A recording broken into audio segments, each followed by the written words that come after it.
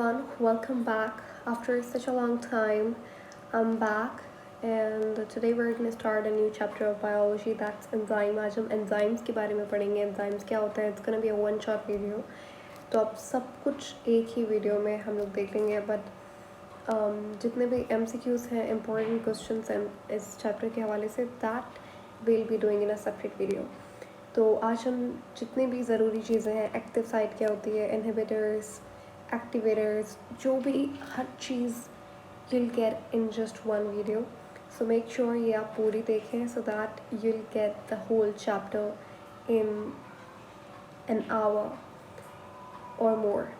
तो let's start. पहले ये समझना important है हम लोग बहुत ज़ीरो से start करेंगे so that everybody can understand. So we'll start from scratch. पहले तो एंजाइम होता क्या है वो जानना बहुत इम्पोर्टेंट है. शुरू करता है एंजाइम. ये जो पिक्चर आपको अभी देख रही है ये बहुत लोगों को समझ में आ गई होगी, बहुत लोगों को नहीं आई होगी. जिनको नहीं आई इट्स ओके, थोड़ी देर बाद सबको समझ में आ जाएगा कि एक्टिव साइट क्या होती है या फिर सबस्ट्रेट क्या होता है.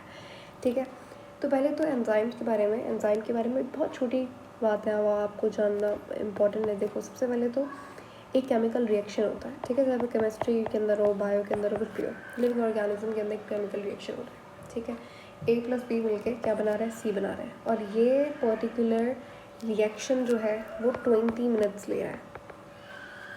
ठीक है, और हमें अब इस रिएक्शन का टाइम रिड्यूस करना है. मुझे ये रिएक्शन 20 मिनट से लेके आना है 5 मिनट पे. ठीक है, मैं चाहती हूँ ये रिएक्शन जो है वो 20 मिनट के बजाय 5 मिनट्स के अंदर कंप्लीट हो जाए. तो यहाँ पर काम आएगा एंजाइम. ठीक है, तो कोई भी चीज़ जो कि रिएक्शन को तेज़ कर देती है, फास्ट कर देती है, उसे कहते हैं कैटलिस्ट. और एंजाइम क्योंकि हमारी बॉडी के अंदर ऐसा कैटलिस्ट इस्तेमाल होता है इसलिए इसे कहते हैं बायोलॉजिकल कैटलिस्ट. ठीक है, बायोलॉजिकल कैटलिस्ट जो कि हमारी बॉडी के अंदर कोई भी रिएक्शन हो रहा है उसकी स्पीड को इन्हांस कर रहा है.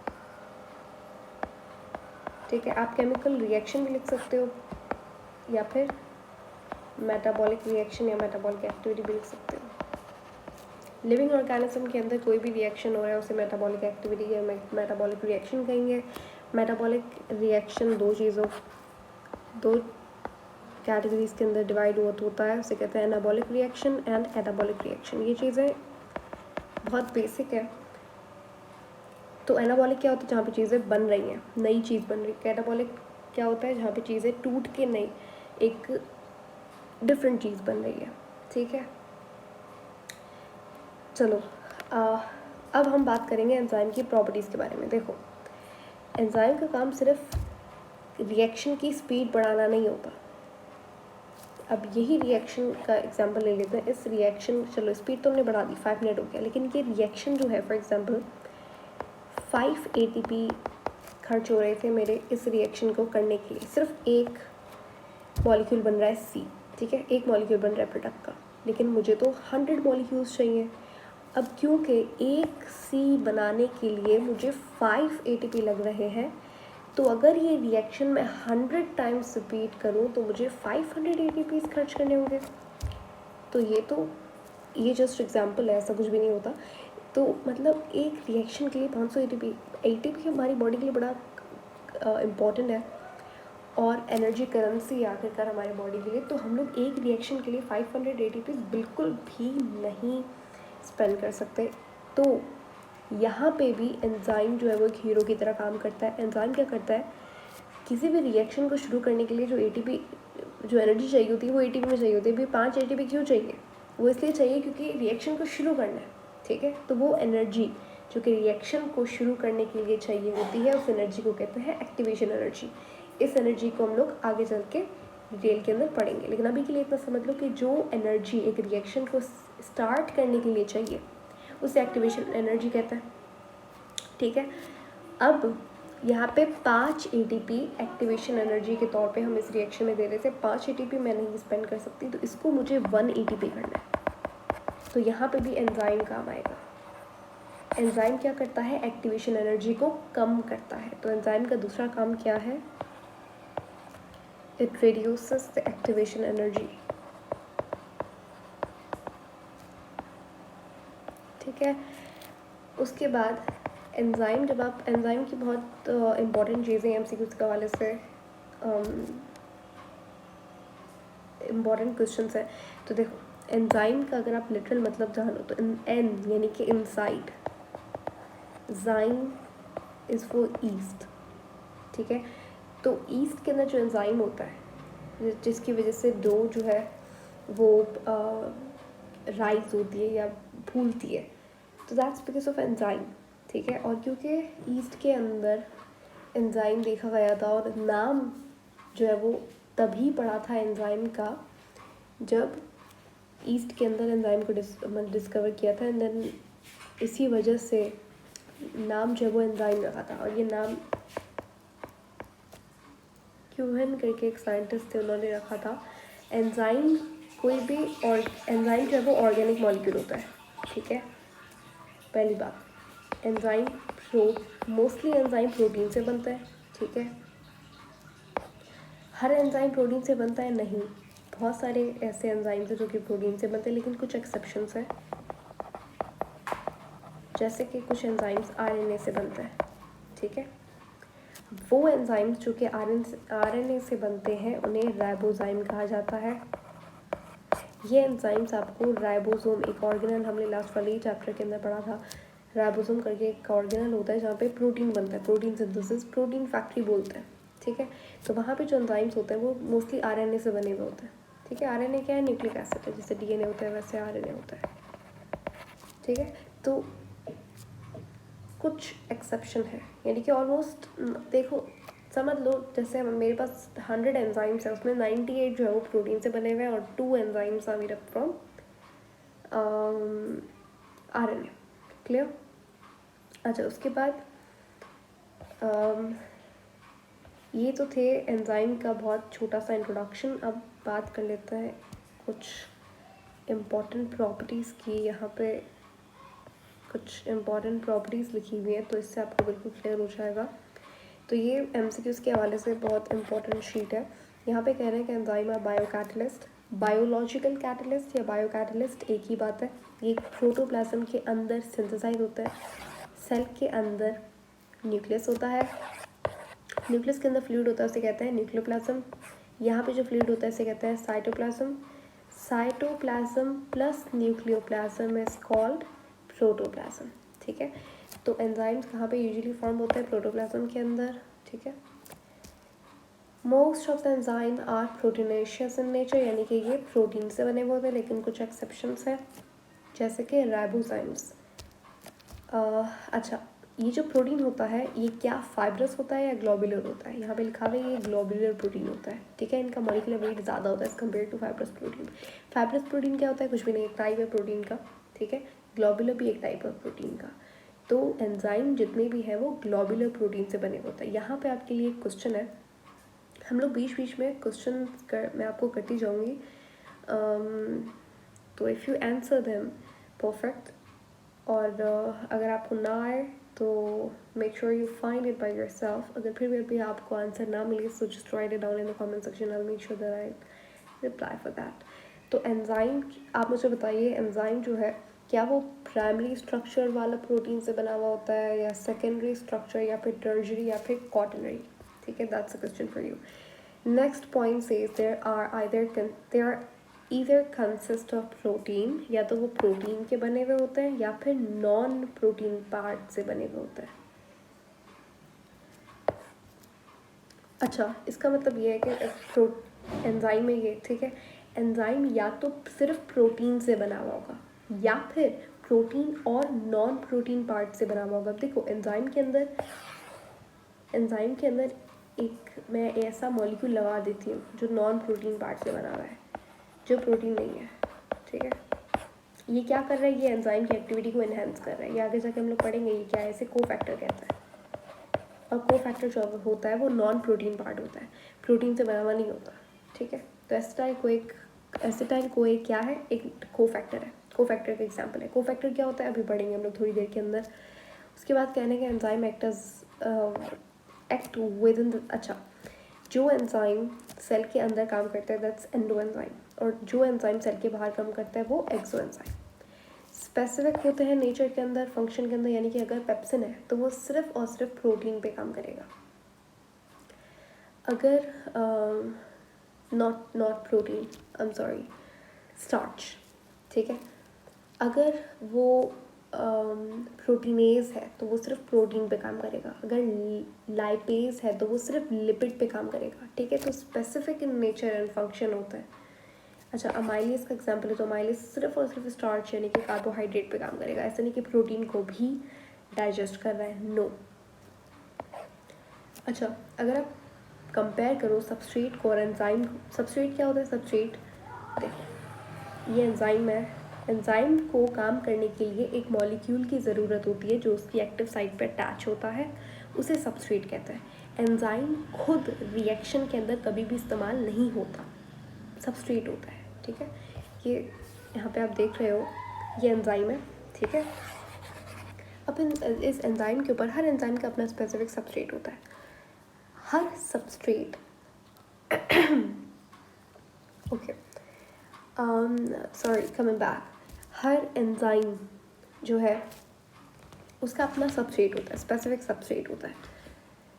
और सबस्ट्रेट जो है वो कॉम्प्लीमेंट्री होता है, उसकी शेप जो है वो कॉम्प्लीमेंट्री होती है to the shape of enzyme, ठीक है। जहाँ पे सबस्ट्रेट लगता है उस साइट को एक्टिव साइट कहते हैं, ठीक है। बाकी जो साइट होती है ये वाली, इसको एलोस्टेरिक साइट कहते हैं, ठीक है। सबस्ट्रेट क्या करता है? सबस्ट्रेट केमिकल रिएक्शन को होने में मदद करता है। एंजाइम खुद कभी भी केमिकल रिएक्शन के अंदर इस्तेमाल नहीं होता, ठीक है, बल्कि सबस्ट्रेट होता है। फॉर एग्जाम्पल एक रिएक्शन है A+B=C, यहाँ पे एंजाइम इस्तेमाल हुआ, ठीक है, और एंजाइम के साथ सबस्ट्रेट भी अटैच होता है, सही है।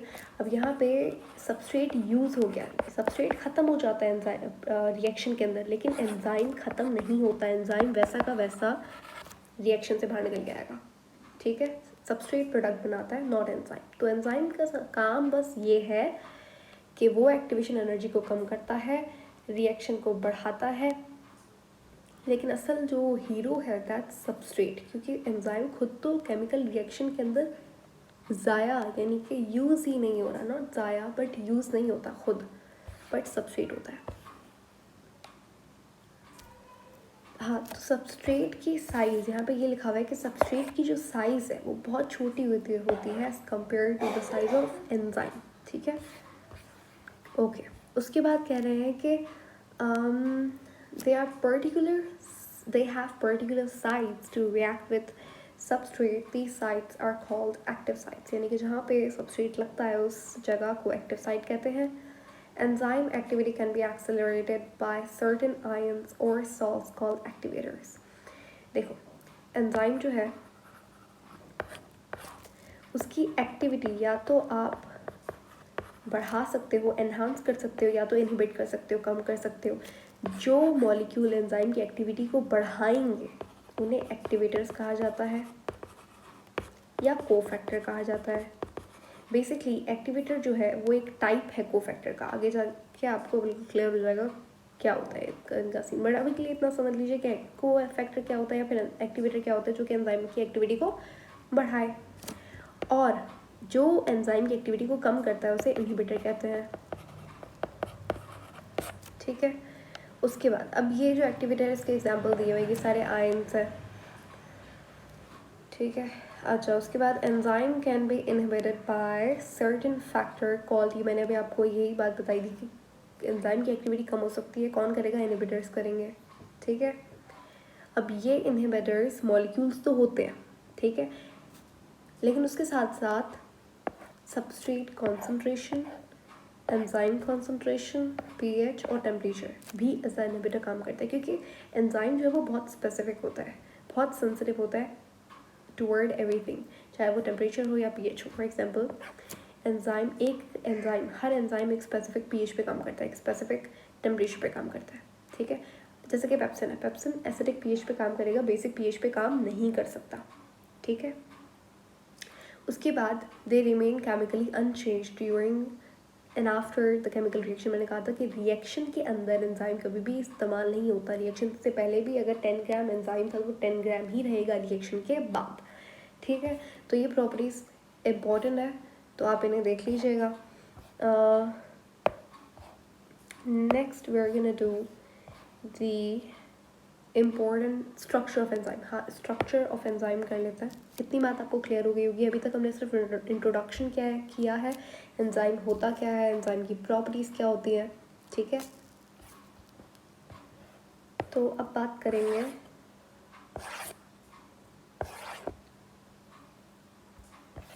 स्ट्रक्चर ऑफ एंजाइम की।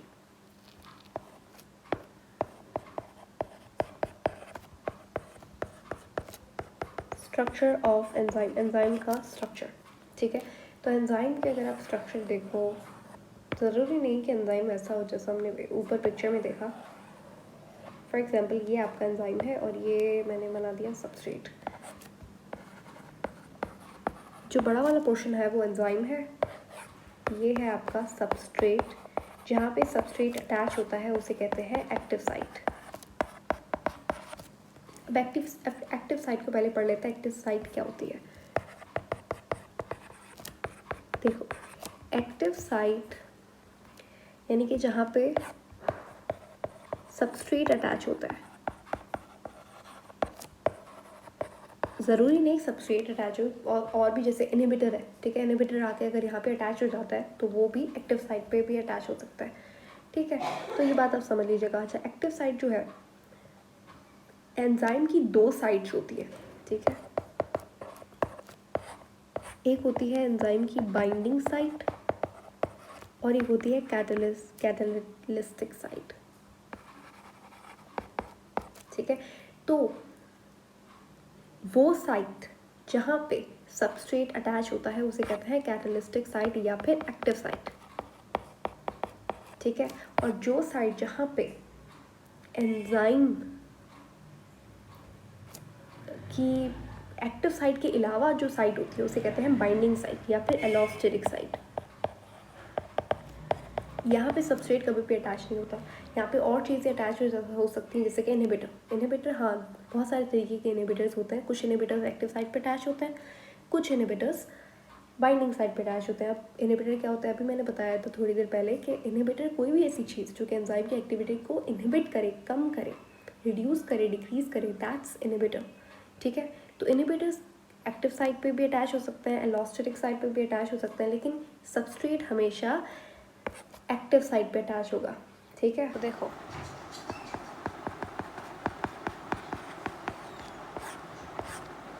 कोफैक्टर नॉन प्रोटीन पार्ट होता है एंजाइम का।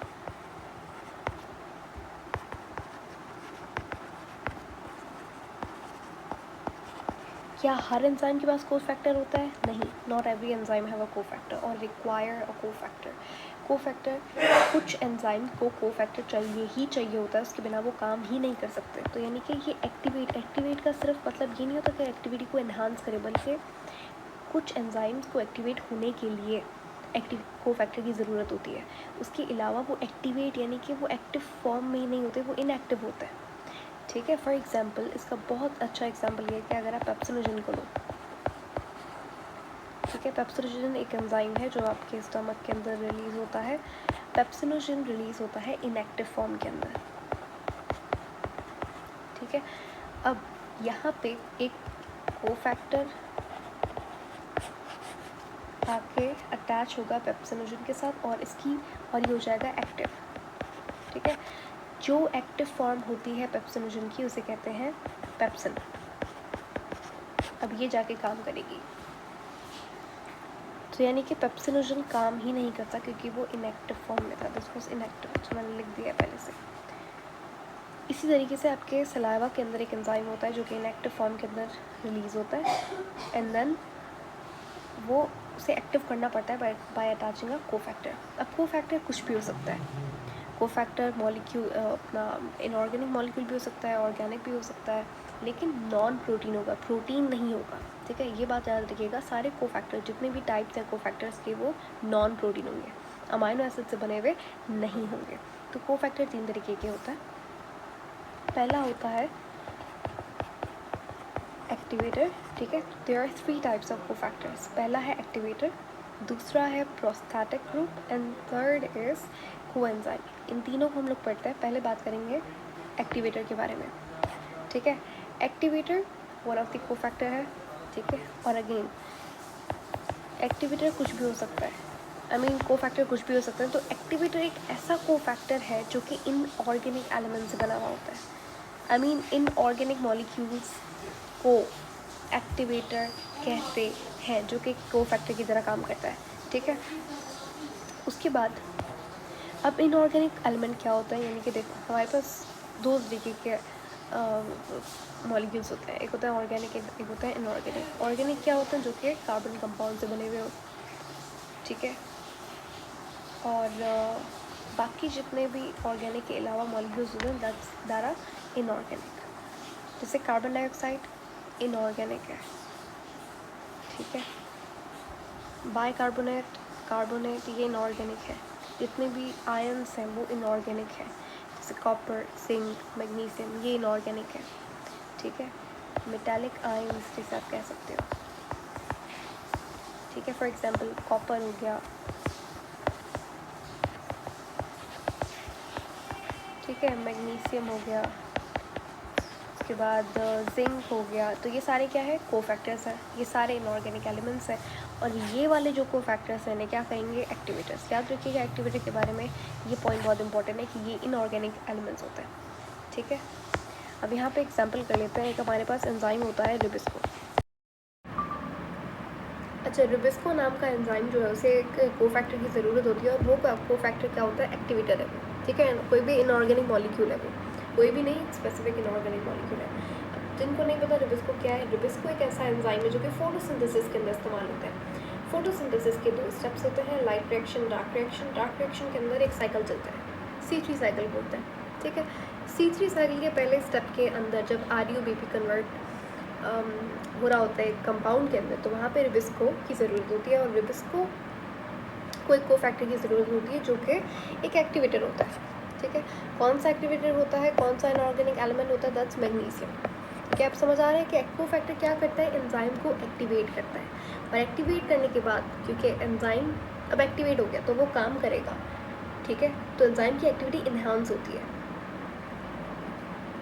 इसके अलावा भी एग्जांपल हो सकते हैं, जैसे कार्बोक्सिल पेप्टाइडेज को जिंक को फैक्टर की ज़रूरत होती है। जिंक अगेन एक एक्टिवेटर है, ठीक है।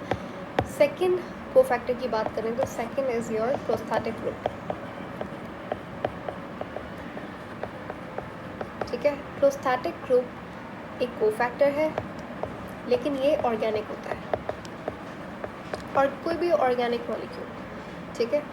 अब एक्टिवेटर इनऑर्गेनिक था, मेन डिफरेंस यही है कि प्रोस्थेटिक ग्रुप क्या होता है, ऑर्गेनिक होता है। हर देखो एंजाइम के साथ एक्टिवेटर हमेशा अटैच रहेगा, इंपॉर्टेंट नहीं, लेकिन कुछ को फैक्टर्स ऐसे होते हैं जो कि एंजाइम के साथ हमेशा अटैच्ड होते हैं। तो प्रोस्थेटिक ग्रुप एक ऐसा को फैक्टर है जो कि एंजाइम के साथ फर्मली अटैच्ड होता है, ठीक है। तो वो हमेशा एंजाइम के साथ अटैच रहता है, फर्मली अटैच्ड विद एंजाइम। अब ये कौन सी बॉन्डिंग होती है, दिस इज कोवलेंट बॉन्ड, ठीक है। इसका सबसे अच्छा एग्जांपल है हीमो ग्रुप, ठीक है। हीमो ग्रुप ऐसा एंजाइम काम करता है, और यहाँ पे जो कोफैक्टर की ज़रूरत होती है दैट्स प्रोस्थेटिक ग्रुप, जिसका नाम है कैटालेज। तो यहाँ पे याद रखिएगा प्रोस्थेटिक ग्रुप एक ऐसा कोफैक्टर है जो कि most of the time enzyme के साथ अटैच होता है, वेरी इंपॉर्टेंट। थर्ड आपके पास जो कोफैक्टर है दैट्स कोएंजाइम। कोएंजाइम क्या है, कोफैक्टर है। कोएंजाइम भी ऑर्गेनिक होता है। तो आप देख रहे हैं कि एक्टिवेटर और प्रोस्थेटिक ग्रुप एंड कोएंजाइम के अंदर क्या डिफरेंस है। Activator, prosthetic group, organic inorganic का डिफरेंस है। कोएंजाइम, अच्छा कोएंजाइम प्रोस्थेटिक दोनों ही ऑर्गेनिक है, तो इनमें क्या डिफरेंस है, इनमें डिफरेंस ये है कि प्रोस्थेटिक जो है वो हमेशा अटैच्ड होता है, लेकिन कोएंजाइम हमेशा अटैच नहीं होता है, ये रिमूवेबल होता है, ठीक है। इट कुड बी रिमूव्ड, ठीक है। इससे इसका सबसे अच्छा एग्जांपल, अच्छा इसके अलावा इसके बारे में एक इम्पॉर्टेंट पॉइंट ये है कि ये विटामिन ड्रिवन होता है, यानी कि कोएंजाइम जितने भी होते हैं वहाँ पे विटामिन्स की प्रेजेंस होती है, ठीक है। इसीलिए कोएंजाइम्स को डेरिवेटिव ऑफ विटामिन भी कहा जाता है,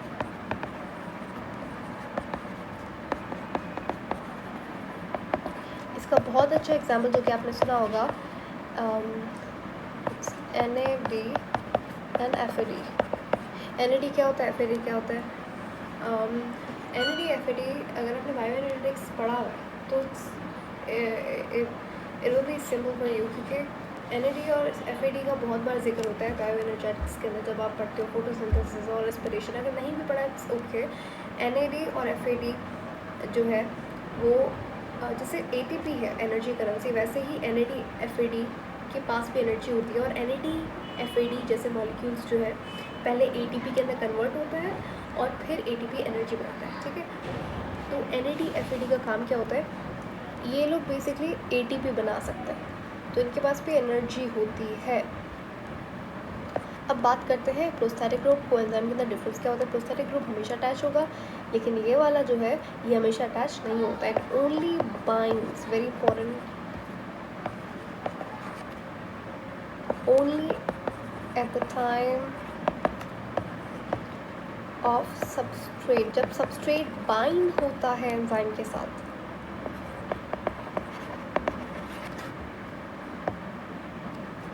जब बाइंड होता है सबस्ट्रेट एंजाइम के साथ, तब ही को एंजाइम अटैच होता है। अब याद रखिएगा, प्रोस्थेटिक ग्रुप हमेशा अटैच होता है, को एंजाइम हमेशा अटैच नहीं होता। जब को एंजाइम कब अटैच होता है, जब सबस्ट्रेट बाइंड होता है, ठीक है, यानी कि रिएक्शन के टाइम पे। वैसे ही एक्टिवेटर को एंजाइम के अंदर यही सिमिलैरिटी है कि ये दोनों हमेशा बाइंडिंग के टाइम पे अटैच होता है। तो अब आपको क्लियर होगा कि हो गया होगा कि को एंजाइम्स क्या होता है। तो ये I think that is it. को एंजाइम सॉरी नॉट को एंजाइम, को फैक्टर के बारे में इससे अलावा आपके पास कोई क्वेश्चन नहीं आएगा, तो ये आप याद रखिएगा। कुछ को फैक्टर्स है जो मैंने इंपॉर्टेंट यहाँ पे लिख दिया, जैसे कि ये लुबिस्को का को फैक्टर क्या होता है, मैग्नीशियम होता है। हीमोग्लोबिन का को फैक्टर क्या होता है, कैटालेस होता है। को एंजाइम्स कैसे होते हैं, वाइटामिन ड्रिवन होते हैं, प्रोटीन्स होते हैं, कैसे होते हैं, तो वाइटामिन ड्रिवन होते हैं। NAD क्या है, को एंजाइम है। तो इस तरीके के questions are expected to come. उसके अलावा एक और इंटरेस्टिंग चीज़ जो आपको पता होनी चाहिए, दैट्स, देखो एंजाइम जो है वो दो कैटेगरीज के अंदर उसे डिवाइड किया है। एंजाइम विथ को फैक्टर, यानी कि वो एंजाइम जिसके साथ को फैक्टर अटैच्ड है उसे कहते हैं एपो एंजाइम, ठीक है। और वो एंजाइम जिसके साथ अभी को फैक्टर अटैच नहीं है उसे कहते हैं होलो एंजाइम, ठीक है।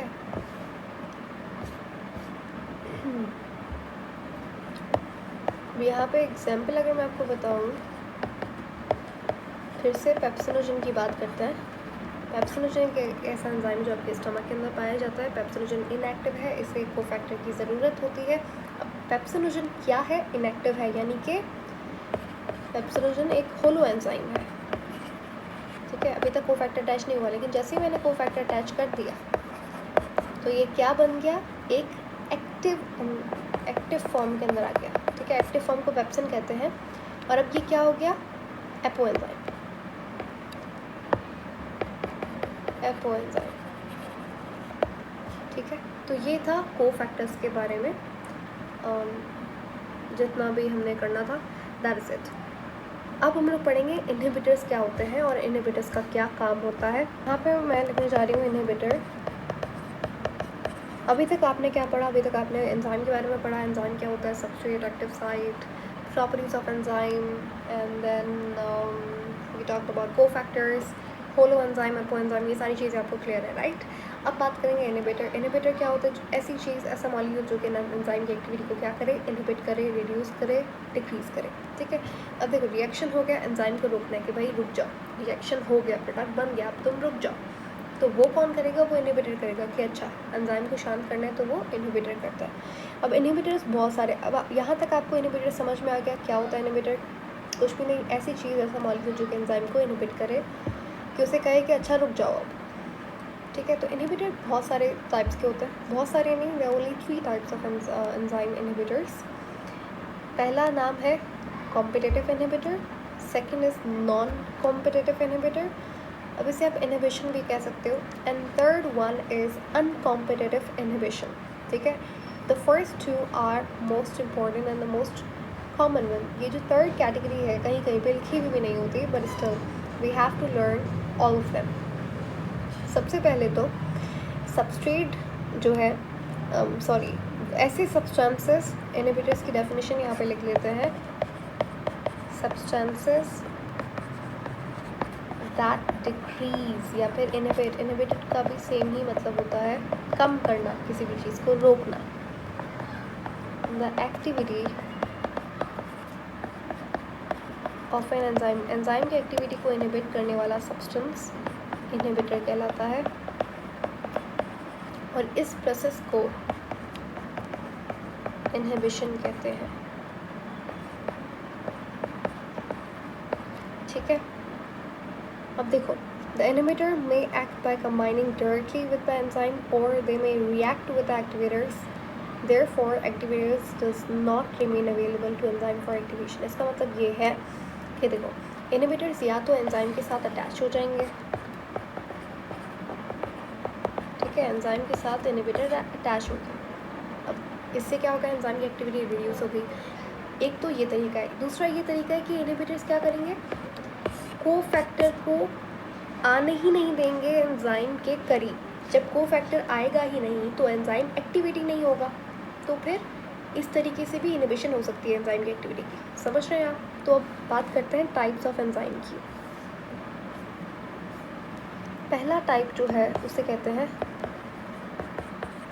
Competitive inhibition. नाम से पता लग रहा है कॉम्पिटिटिव, यानी कि ऐसा इनहिबिटर जो कि कॉम्पिटिशन करता है। किसके साथ करता है, आइए देखते हैं। देखो, the type of inhibition occurs by the molecules which are very similar to the substrate. Competitive inhibition करने वाले इनहिबिटर्स को कॉम्पिटिटिव इनहिबिटर्स कहते हैं। ठीक है, यहाँ पे इनहिबिटर्स लगा दो सिर्फ। ठीक है, अब कॉम्पिटिटिव इनहिबिटर बहुत सिमिलर होते हैं सबस्ट्रेट से।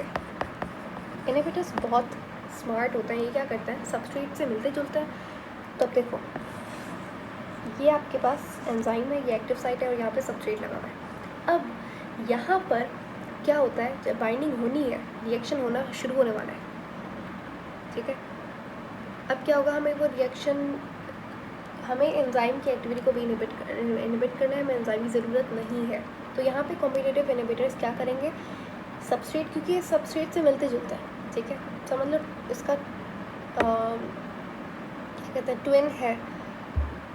तो अब क्या होगा, ये जाके एक्टिव साइट पे अटैच हो जाता है। कॉम्पिटिटिव इनहिबिटर एक्टिव साइट पे अटैच हो जाता है, जो कि जगह किसकी है, सबस्ट्रेट की है, लेकिन ये भाई जाके वहाँ पे अटैच हो जाता है। तो क्या होता है, इनहिबिशन हो गई, क्योंकि सबस्ट्रेट है, उसकी जगह कोई नहीं ले सकता। ठीक है, तो ये वहाँ पे बाइंड हो जाते हैं। तो इस काम क्या है इनका, बाइंड हो जाते हैं एक्टिव साइट के साथ।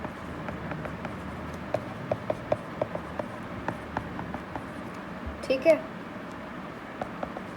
जबकि बाइंड किसको होना था, सबस्ट्रेट को। तो ये याद रखिएगा, these molecules block active site for actual substrate। ये इनका मकसद ही ये होता है कि ये एक्टिव साइट को क्या करते हैं, ब्लॉक कर दें, ताकि सबस्ट्रेट आके ना अटैच, ओरिजिनल सबस्ट्रेट वहाँ पे जाके अटैच ना हो, रिएक्शन हो ना। ठीक है, अब इसका सबसे अच्छा एग्जाम्पल क्या है, आपने पेनिसिलिन का नाम सुना होगा। पेनिसिलिन एक ऐसा पेन किलर फॉर्मूला जो कि फंगस से बनाते हैं, and it's taken as a medicine. तो पेनिसिलिन ड्रग्स होती हैं, वो एक एज अ कॉम्पिटिटिव इनहिबिटर काम करता है to block the active site of an enzyme. ठीक है, अब जैसे देखो, एक सेल है, यहाँ पे आपका एंजाइम है, नॉट सेल, सॉरी, ये आपका एंजाइम है। ठीक है, और यहाँ पे समझ लो रिएक्शन हो रहा है, और उस रिएक्शन की वजह से बैक्टीरिया की प्रोडक्शन और ज़्यादा बढ़ रही है। ठीक है, तो हमें एंजाइम को कहना है कि रुको, ये रिएक्शन हमारे फेवर के अंदर नहीं है, इस रिएक्शन को रोकना पड़ेगा। तो यहाँ पे क्या करेगा, कॉम्पिटिटिव इनहिबिटर्स, ऐसा मतलब किसी ने पेनिसिलिन ले ली, उसने मेडिसिन ली, तो अब क्या मेडिसिन कैसे काम करेगी, तो ये मेडिसिन जो है, ये पेनिसिलिन जो है, इसका molecule as a competitive inhibitor काम करेगा और ये जाके एंजाइम की एक्टिव साइट पे लग जाएगा। अब जब ये एक्टिव साइट पे लग गया तो रिएक्शन होगा ही नहीं, तो रिएक्शन नहीं होगा तो क्या होगा, बैक्टीरियल जो प्रोडक्शन थी वो बंद हो जाएगी। ठीक है, it is responsible for constructing bacterial cell wall. और अगर inhibition is reversible, it can overcome by increasing concentration of substrate, so that as active site become available, more substrate molecule than inhibitor molecule are around to gain entry in these sites. जो चीज़ ज़्यादा होगी वो चीज़ attach होगी। बहुत simple शब्दों के अंदर जो चीज़ ज़्यादा होगी वो चीज़ अटैच होगी। कंपटीशन हो रहा है यानी कि जो जीतेगा वो अटैच होगा। अगर तो सबस्ट्रेट ज़्यादा है तो सबस्ट्रेट अटैच हो जाएगा, अगर कॉम्पिटिटिव इनहिबिटर ज़्यादा है तो कॉम्पिटिटिव इनहिबिटर अटैच होगा। ठीक है, तो यहाँ पे कंपटीशन हो रहा है, नाम से पता याद रख लो कि यहाँ पे क्या हो रहा है, कंपटीशन हो रहा है। किसके दरमियान में, सबस्ट्रेट और इनहिबिटर के दरमियान में कंपटीशन हो रहा है। जो चीज़ ज़्यादा होगी वो चीज़ अटैच होगी। ठीक है, सेकेंड कैटेगरी जो आती है आपकी, दैट्स नॉन कॉम्पिटिटिव इनहिबिटर्स, यानी कि ये बेचारे कंपटीशन नहीं करते लेकिन किसी और तरीके से एंजाइम की एक्टिविटी को इनहिबिट करता है।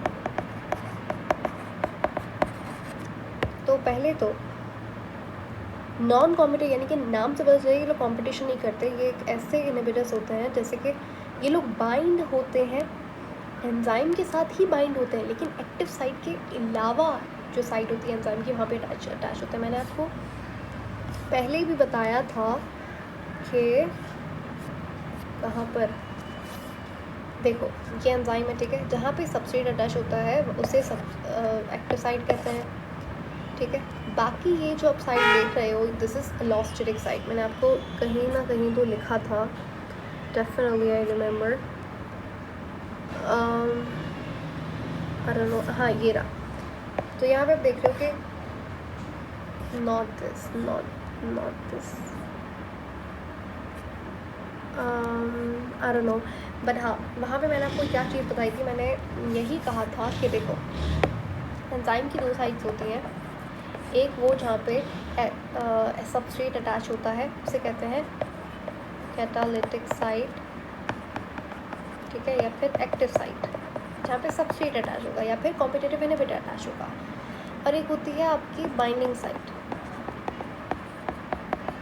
बाइंडिंग साइट को एलोस्टेरिक साइट भी कहते हैं। ठीक है, यहाँ पे नॉन कॉम्पिटिटिव इनहिबिटर अटैच होता है। ठीक है, एक्टिव साइट के अलावा जो साइट होती है एंजाइम की, जो प्लेस होती है वो क्या होती है, एलोस्टेरिक साइट होती है। क्लियर? तो नॉन कॉम्पिटिटिव इनहिबिटर कहाँ पे अटैच होता है, एलोस्टेरिक साइट के ऊपर। ठीक है, वेरी इंपॉर्टेंट, याद रखिएगा। उसके बाद these molecules are called non-competitive inhibitors. These binding sites are called allosteric site. ठीक है, ये डिफरेंट होती है एक्टिव साइट से। ठीक है, एलोस का मतलब होता है अवे, एक्टिव साइट से दूर, away from what, from active site. ठीक है, this interaction causes the enzyme molecule to change its shape। अब होता क्या है कि अच्छा कॉम्पिटिटिव इनहिबिशन में तो समझ में आता है, अच्छा वहाँ पे सबस्ट्रेट की एंट्री ब्लॉक कर दी, ठीक है, लेकिन नॉन कॉम्पिटिटिव इनहिबिटर अगर एलोस्टेरिक साइट पर अटैच हो रहा है तो क्या फ़र्क पड़ता है, क्योंकि सबस्ट्रेट एक्टिविटी और सबस्ट्रेट तो अटैच हो रहा है ना, एंजाइम काम तो करेगा। अब इनहिबिशन ऐसे होगी कि ये जब ये एलोस्टेरिक साइट पर अटैच होता है तो क्या होता है, एंजाइम की शेप चेंज हो जाती है, एंजाइम की शेप चेंज हो जाती है। अब जब एंजाइम की शेप चेंज होगी तो एक्टिव साइट भी चेंज होगी। फॉर एग्जांपल पहले ये था आपका एक्टिव साइट का शेप और ये आपका सबस्ट्रेट है, ये एंजाइम है।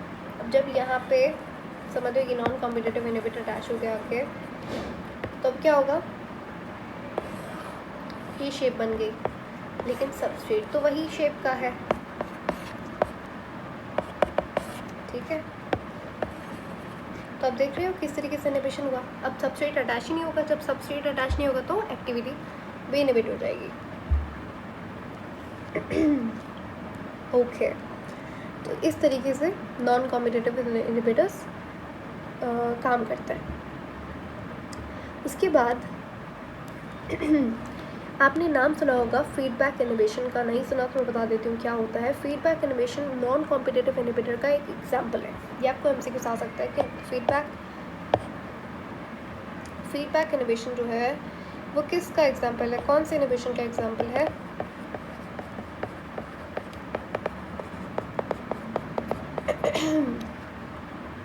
Sorry, feedback inhibition is the example of reversible non-competitive enzyme inhibition.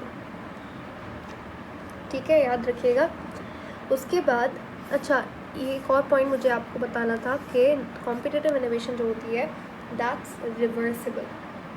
ठीक है, जो चीज़ ज़्यादा होगी वो अटैच होगी। वाइल नॉन कॉम्पिटिटिव इनहिबिशन जो है, this interaction causes the enzyme molecule to change its shape change होती है, reading the active site unrespective to the substrate or leaving the enzyme less effective at catalyzing for the conversion of substrate to product.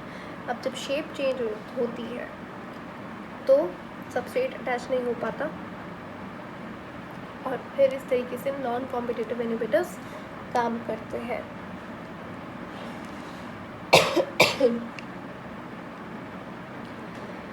जो third और last category है inhibitors की वो है uncompetitive inhibitors. अब ये इसमें फ़र्क रखिएगा, नॉन कॉम्पिटिटिव अनकॉम्पिटिटिव।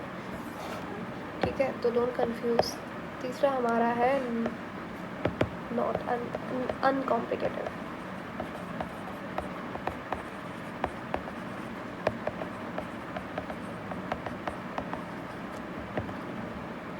ठीक है,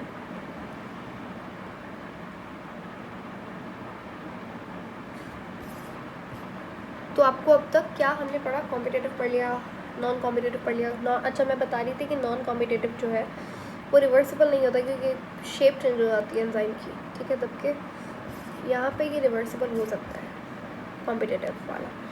अच्छा, अब लास्ट वाला है हमारा अनकॉम्पिटिटिव। ये इजी है, ये बहुत आसान है, तो इसे हम लोग एंटी कॉम्पिटिटिव इनहिबिशन भी कहते हैं क्योंकि ये उससे कम्प्लीटली अपोजिट होता है कॉम्पिटिटिव वाले से।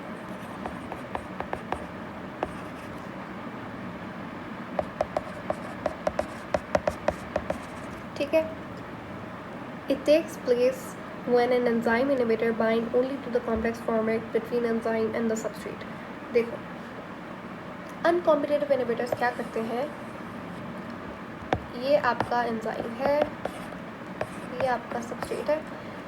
अनकॉम्पिटिटिव इनहिबिटर्स क्या करेंगे, यहाँ पे जाके अटैच हो जाते हैं। ये क्या है, अनकॉम्पिटिटिव इनहिबिटर है। ठीक है, तो आप देखिए ये उस हर दोनों से ही स्मार्ट है। ये ना तो एक्टिव साइट पे अटैच होगा, ना तो एलोस्टेटिक साइट पे अटैच होंगे। ये लोग सबस्ट्रेट और एंजाइम के बीच में जाके अटैच हो जाएंगे। Wow, I mean great. तो ये थोड़े से टिपिकल इनहिबिटर्स होते हैं। ठीक है, ये लोग ना सबस्ट्रेट एंजाइम कॉम्प्लेक्स बनाने ही नहीं देते एंजाइम को, जिसकी वजह से इनहिबिशन खुद ब खुद हो जाता है। So this type of inhibition typically occurs in reactions with 2 or more substrate product. ये रिएक्शन ज़्यादातर वहाँ पे होता है, यानी कि अनकॉम्पिटिटिव इनहिबिशंस वहाँ पे होती है ज़्यादातर जहाँ पे एक से ज़्यादा सबस्ट्रेट इस्तेमाल हो रहा है। ठीक है, 2 या 2 से ज़्यादा सबस्ट्रेट इस्तेमाल हो रहा है और उससे ज़्यादा प्रोडक्ट बन रहा है। ठीक है, 2 से ज़्यादा प्रोडक्ट आपको मिल रहा है। ठीक है, तो सिंपल शब्दों में अनकॉम्पिटिटिव इनहिबिटर्स वो होते हैं जो कि सबस्ट्रेट एंजाइम के बीच में जाके अटैच हो गया। ठीक है, जिसकी वजह से सबस्ट्रेट अटैच नहीं हो पाता, तो इस तरीके से इनहिबिशन हो जाती है। तो that is it for inhibitors. लेकिन इसके अलावा अभी रुकिए, इसके अलावा कुछ इंपॉर्टेंट पॉइंट्स जो आपको पता होना इम्पॉर्टेंट है। मैं यहाँ पे एक फ़ाइल अटैच कर देती हूँ जिसको हम लोग सिर्फ पढ़ेंगे और आपको क्लियर हो जाएगा कि इनहिबिशन के क्या फ़ायदे होते हैं, उसके कुछ इंपॉर्टेंट पॉइंट्स हैं जिससे हम सब आ सकते हैं। तो यहाँ देखते हैं। देखो, तो यहाँ पे लिखा हुआ है कि इनहिबिशन करनी ही क्यों है, सिग्निफिकेंस क्या है उसकी। तो देखो, एक मेजर कंपोनेंट है रिएक्शन के अंदर when it comes to inhibition. Inhibition important है क्योंकि देखो, अगर एंजाइम को अगर हम रोकेंगे ही नहीं तो वो तो करता ही जाएगा रिएक्शन को फास्ट। रिएक्शन अगर इतना ज़्यादा तेज़ हो गया तो प्रोडक्ट आपको सही से मिल ही नहीं पाएगा, क्योंकि प्रोडक्ट बनने का ही टाइम नहीं होगा, ठीक है। तो ये कंट्रोल मैकेनिज्म में बड़ा काम आता है, ठीक है। It is also used as a strategy for drug discovery. जैसे कि मैंने यहाँ पे पेनिसिलिन की एग्जांपल दिया था, तो वो ड्रग्स की मैकेनिज्म के अंदर भी काम आता है। उसके अलावा जब ड्रग्स डिस्कवर हुए थे तो ये इनहिबिशन को जब पढ़ रहे थे साइंटिस्ट, तो वहाँ पे ड्रग्स का मैकेनिज्म, ड्रग्स कैसे काम करते हैं, कैसे जो है वो ये लोग काम करते हैं, किस तरीके से पेन को इनहिबिट करते हैं, तो वो हमें इनहिबिशन की मदद से पता लगा था। और बहुत सारी ड्रग्स डिस्कवर भी इनहिबिशन को पढ़ने के बाद हुई थी। उसके अलावा it also gives knowledge into the metabolic pathway, for example identifies a treatment condition critical for ketosis. Enzyme inhibitors are used to screen various levels of disease which propel the growth of inhibitors। यानी कि बहुत सारी बीमारियाँ ऐसे भी हो जाती हैं, जैसे कि फॉर एग्जांपल कि इनहिबिटर्स की ग्रोथ बहुत ज़्यादा हो गई, दैट्स ऑल्सो नॉट गुड। अगर इनहिबिटर्स बहुत ज़्यादा कम है तो that's not normal as well, ठीक है। तो ये था इनहिबिशन का सिग्निफिकेंस। उसके बाद मैंने आपको बताया था non competitive inhibition is the type of feedback inhibition. थोड़ा सा चेंज था। फीडबैक इनहिबिशन जो है वो एक एग्जांपल है नॉन कॉम्पिटिटिव इनहिबिशन का। कैसे वो पढ़ते हैं, यहाँ पे बहुत थोड़ी सी इन्फॉर्मेशन लेकिन इंपॉर्टेंट है, जल्दी से एक बार देख लेते हैं। The activity of almost every enzyme in a cell is regulated by feedback inhibition, ठीक है। ऑलमोस्ट जितने भी एंजाइम हैं उनकी जो वो लोग जैसे काम करते हैं वो एक मैकेनिज्म के ऊपर देखा जाता है, जिसे हम लोग कहते हैं फीडबैक इनहिबिशन, ठीक है।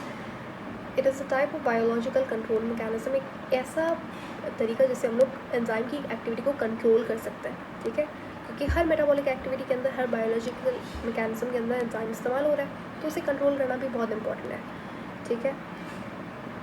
तो एंजाइम फीडबैक इनहिबिशन क्या होता है, जहाँ पे एंजाइम खुद अपनी प्रोडक्ट से इनहिबिट हो, ठीक है। इसे फीडबैक मैकेनिज्म, फीडबैक यानी कि कोई चीज़ आपने दी और फिर उसका आपको रिटर्न मिला, ठीक है। रिएक्शन हुआ A + B = C। अब ये C एज अ इनहिबिटर काम करेगा, दैट्स फीडबैक इनहिबिशन, ठीक है।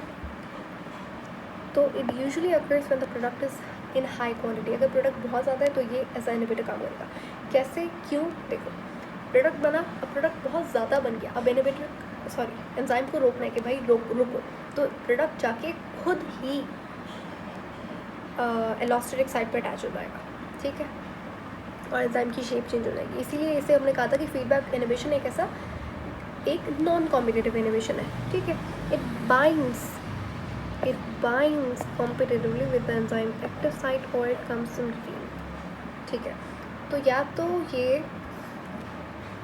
तो ये अटैच हो जाएगा आपका एंजाइम की साइट के ऊपर, वो बाइंडिंग भी हो सकती है, वो कैटालिटिक साइट भी हो सकती है, या तो ये सबस्ट्रेट एंजाइम के बीच में अटैच हो जाएगा। तो बेसिकली फीडबैक इनहिबिशन कुछ भी हो सकता है, अनकॉम्पिटिटिव भी हो सकता है, कॉम्पिटिटिव नॉन कॉम्पिटिटिव भी हो सकता है, बट मेनली जब MCQ आएगा that would be non competitive, ठीक है। तो substrate and enzyme once product is consumed the inhibition also reduce and form more product. जैसे ही प्रोडक्ट बन गया, ठीक है, उसके बाद inhibition substrate and enzyme once product, जैसे प्रोडक्ट एक बार कंज्यूम हो गया, प्रोडक्ट ख़त्म हो गया, ठीक है, तो इनहिबिशन भी रुक जाएगी, ठीक है, क्योंकि प्रोडक्ट एज अ इनहिबिटर काम कर रहा था। प्रोडक्ट खुद ही ख़त्म हो गया तो रिएक्शन रुक जाएगा, ठीक है, इनहिबिशन भी रुक जाएगी। तो ज़्यादातर जितने भी एंजाइम पाथवेज होते हैं जहाँ पे एंजाइम इस्तेमाल होता है, तो वो फीडबैक इनहिबिशन से ही रेगुलेट होता है कि अगर प्रोडक्ट बहुत ज़्यादा बन गया तो प्रोडक्ट खुद एज अ इनहिबिटर काम करता है, ठीक है। तो but in this cases the end product of pathways bind at the allosteric site. मैंने क्या कहा था कि फीडबैक इनहिबिशन असल में एग्जांपल जिसका नॉन कॉम्पिटिटिव इनहिबिटर्स कहाँ पे अटैच होते हैं, एलोस्टेटिक साइट पे, ठीक है। तो ऑलमोस्ट जितने भी एंड प्रोडक्ट होते हैं वो ज़्यादातर एलोस्टेटिक साइट पे जाके अटैच होते हैं, ठीक है, पहले एंजाइम के। अगर एक पाथवे किसे बोलते हैं, number of metabolic activities happening in a series. जैसे कि आपका रेस्पिरेशन के अंदर ग्लाइकोलिसिस होता है, ठीक है, 10 स्टेप का ग्लाइकोलिसिस हो रहा है, तो वो एक पाथवे है, ठीक है, पैथवे से बोलते हैं। Spinning shutdown in the pathway, no productive. Okay, product ज़्यादा बना, प्रोडक्ट ने इनहिबिटर की तरह काम किया, लॉस्टिक साइड पे जाके अटैच हो गया। अब प्रोडक्ट जब खुद ख़त्म हो गया तो इनहिबिशन भी रुक जाएगा, रिएक्शन भी स्टॉप हो जाएगा, and that is it for inhibition. इस तरीके से इनहिबिशन होती है, फीडबैक मैकेनिज्म भी इस तरीके से चलता है। सो या ये था इनहिबिशन के बारे में एवरीथिंग जो हमने पढ़ना था। अब तक हमने इनहिबिशन भी पढ़ी, तो अब हमने कोफैक्टर्स को भी डिस्कस कर लिया, इनहिबिटर्स को भी देख लिया। अब बारी आती है lock and key model and induced fit model की। इनका काम क्या होता है, एवरीथिंग अबाउट इट। पहले बात करेंगे लॉक एंड की मॉडल के बारे में and then induced fit model. देखो, जो भी मॉडल हो, मॉडल का काम, जो एंजाइम के मॉडल्स हैं उनका काम ये है कि वो बताते हैं कि सबस्ट्रेट और एंजाइम किस तरीके से आपस में बाइंड होते हैं, ठीक है। और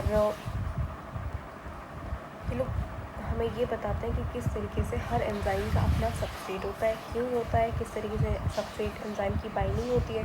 तो मॉडल का मकसद ये है कि वो एंजाइम और सबस्ट्रेट की बाइंडिंग को डिफ़ाइन करते हैं, ठीक है। लेकिन दोनों ही अलग अलग तरीक़ों से बाइंडिंग को डिफ़ाइन करते हैं। फॉर एग्जांपल पहले बात करेंगे हम लोग लॉक एंड की मॉडल के बारे में। देखो, यहाँ पे आप नाम से पता लगा सकते हो, लॉक एंड की मॉडल, यानी कि हर लॉक की पर्टिकुलर की होती है, राइट। तो ये मॉडल दिया था एमल फिशर ने,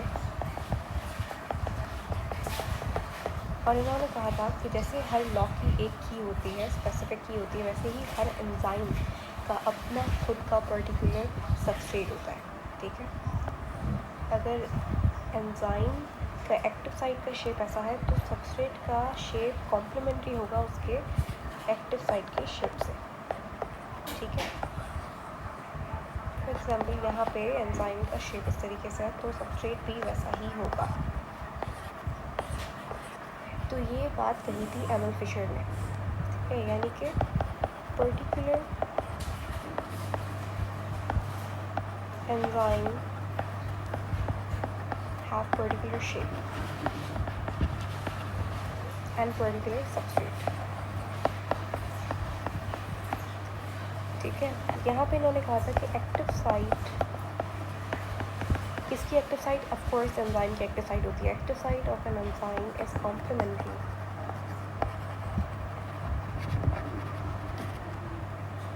टू सबस्ट्रेट शेप। सबस्ट्रेट की शेप से कॉम्प्लीमेंट्री शेप होती है एक्टिव साइट की। लॉक एंड की मॉडल में बताता है कि एक्टिव साइट जो है वो रिजिड होती है, यानी कि एक्टिव साइट चेंज नहीं होगी। जैसे कि फॉर एग्जांपल अगर एक्टिव साइट ऐसी है तो अगर सबस्ट्रेट ऐसा है तो एक्टिव साइट चेंज नहीं होगी सबस्ट्रेट की वजह से।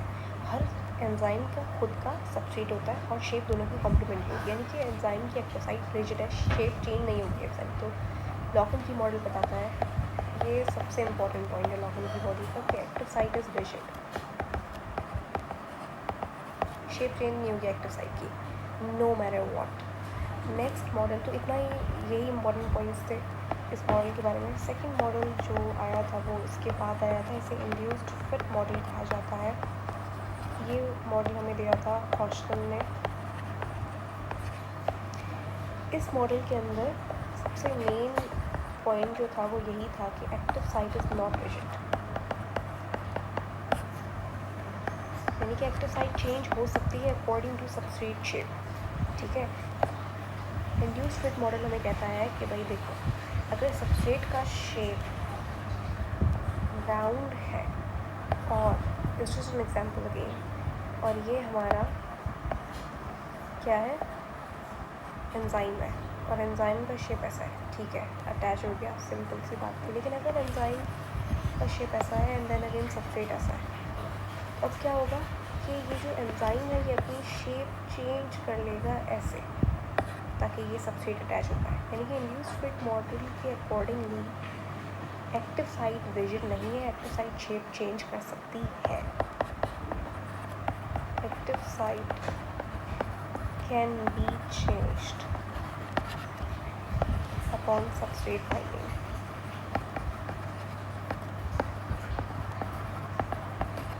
ठीक है, अब यहाँ पे कुछ इम्पोर्टेंट पॉइंट्स हैं वो हम डिस्कस करेंगे यहाँ पे। ठीक है, तो यहाँ पे induced fit model and lock की मॉडल को बहुत अच्छे से डिफाइन किया गया है। इसको डायग्राम को देख के आपको बिल्कुल क्लियर हो जाएगा। Let me just read it.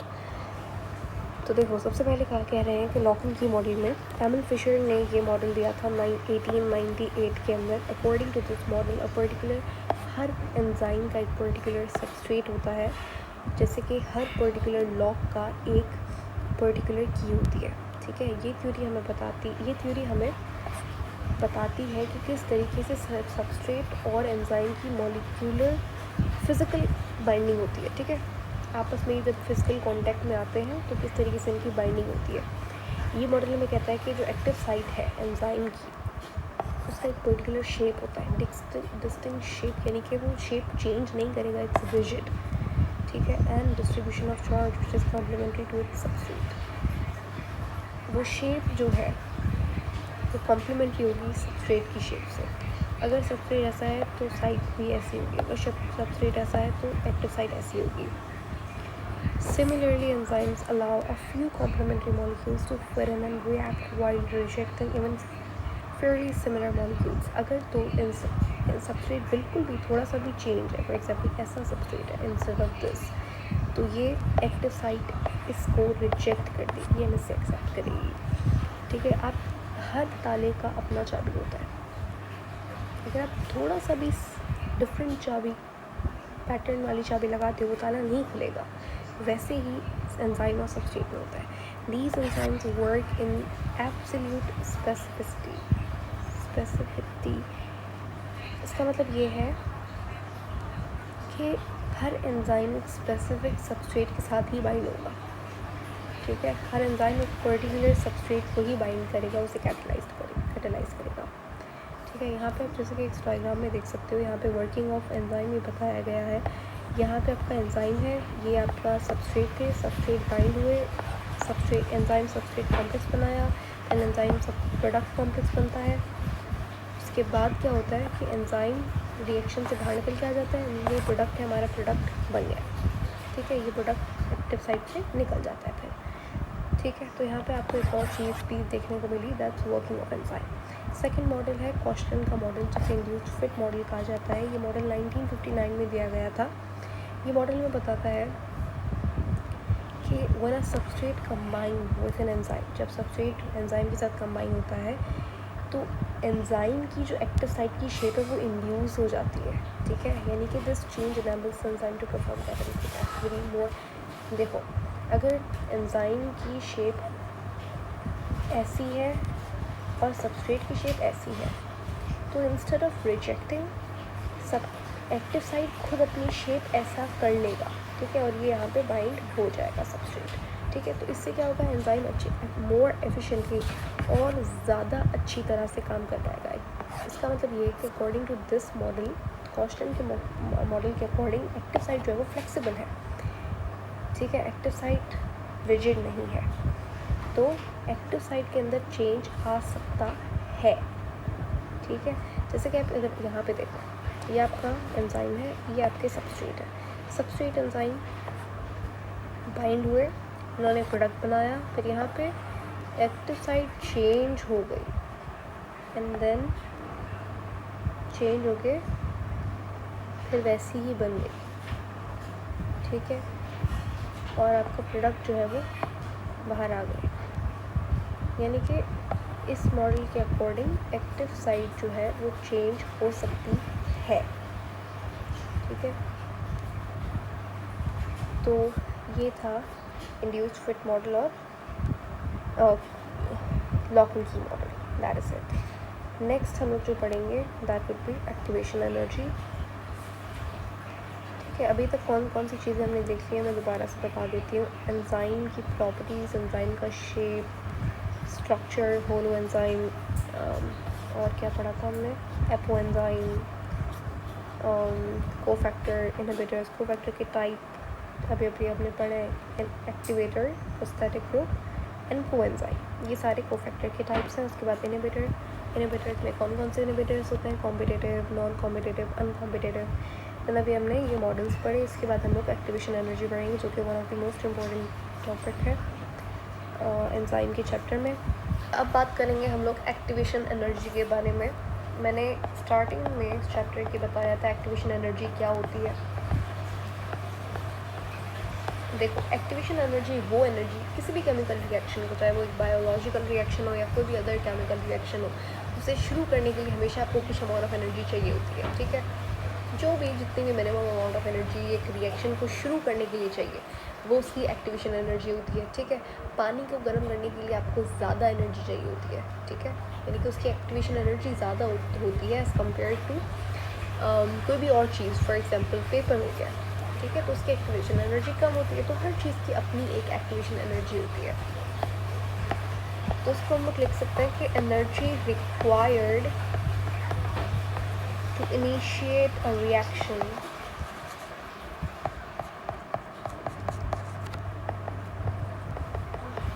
ठीक है, वो एनर्जी जो आपको रिएक्शन को शुरू करने के लिए चाहिए वो एक्टिवेशन एनर्जी होती है। मैंने बताया था एंजाइम का काम ही ये होता है कि वो एक्टिवेशन एनर्जी को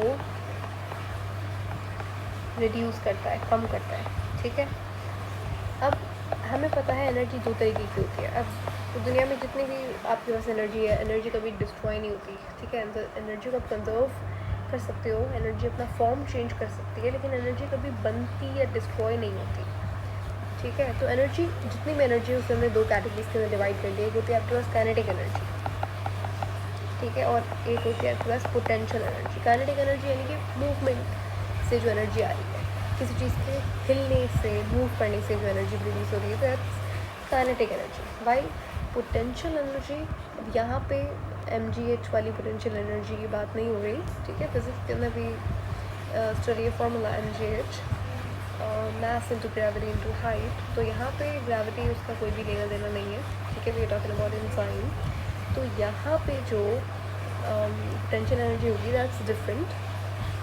ठीक है, एक्टिवेशन एनर्जी का यहाँ पे आपको पोटेंशियल एनर्जी का या फिर ओवरऑल जितनी एनर्जी जो होती है उसका in comparison of progress of reaction के एंजाइम की जित हमारे बॉडी में रिएक्शन हो रहा है उसके अंदर जो एनर्जी यूज़ हो रही है या एंजाइम की एक्टिविटी है, तो उसके हवाले से एक ग्राफ है, very important, energy graph of an enzyme आप इसे बोल सकते हो। मैं यहाँ पे ड्रॉ करके दिखा देती हूँ आपको, बहुत सिंपल है। पहले आपको स्टेप बाय स्टेप देखेंगे। पहले आपने बना दिया वाई एक्सेस, ठीक है, फिर आ गया एक्स एक्सेस।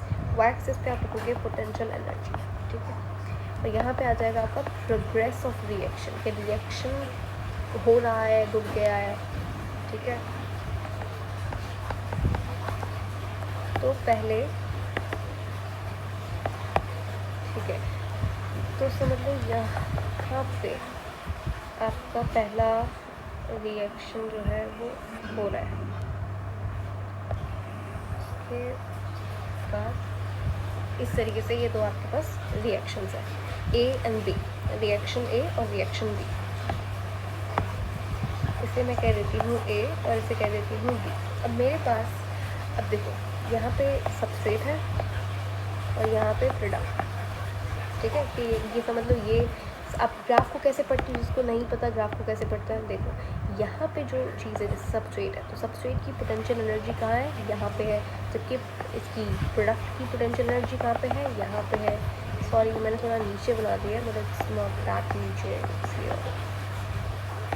ठीक है। तो प्रोडक्ट की पोटेंशियल एनर्जी यहाँ पे है, सबस्ट्रेट की पोटेंशियल एनर्जी यहाँ पर है। ठीक है, प्रोग्रेस ऑफ रिएक्शन आप कैसे देखोगे कि ये रिएक्शन दोनों ही प्रोग्रेस हो रहे हैं। ठीक है, एक दोनों ही रिएक्शन प्रोग्रेस हो रहे हैं, रिएक्शन दोनों हो रहे हैं। उसके बाद जो आप ये वाली लाइन मैंने इसकी बनाई है ताकि उसके बाद कैसे फेयर कंपैरिजन कर सको। देखो ये होती है इनकी एक्टिवेशन एनर्जी का, एक्टिवेशन एनर्जी। ठीक है, इसकी यानी कि बी की एक्टिवेशन एनर्जी कम है और ए की एक्टिवेशन एनर्जी ज़्यादा है।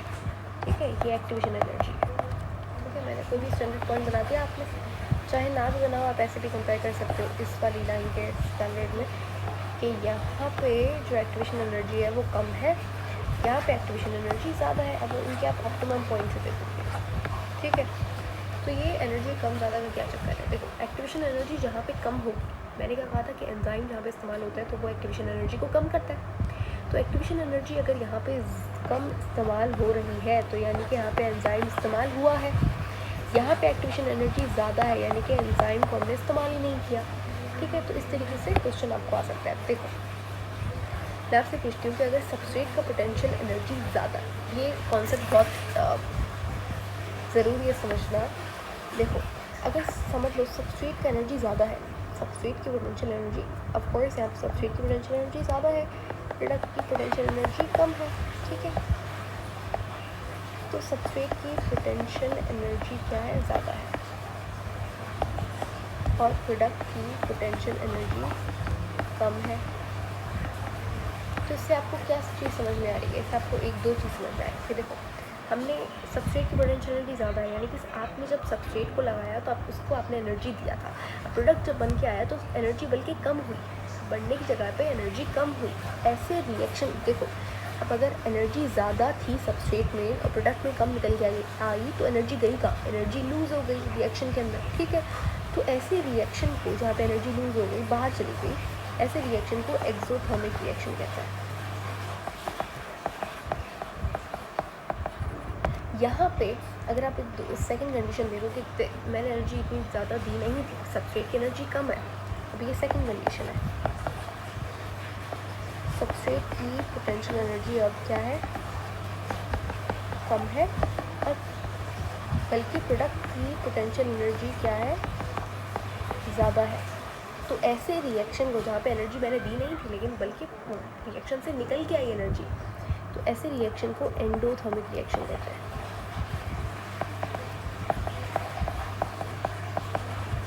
ठीक है, तो यहाँ पे देखो अगर इस ग्राफ के अंदर अगर आप देखो तो सबस्ट्रेट की पोटेंशियल एनर्जी क्या है, ज़्यादा है, प्रोडक्ट की पोटेंशियल एनर्जी क्या है, कम है। तो आप देखो कौन सी कंडीशन यहाँ पे लग रही है, सबस्ट्रेट की पोटेंशियल एनर्जी ज़्यादा है, प्रोडक्ट की क्या है, कम है, एनर्जी लूज़ हुई है। तो ये कौन सा रिएक्शन हुआ, एक्सोथर्मिक या एंडोथर्मिक?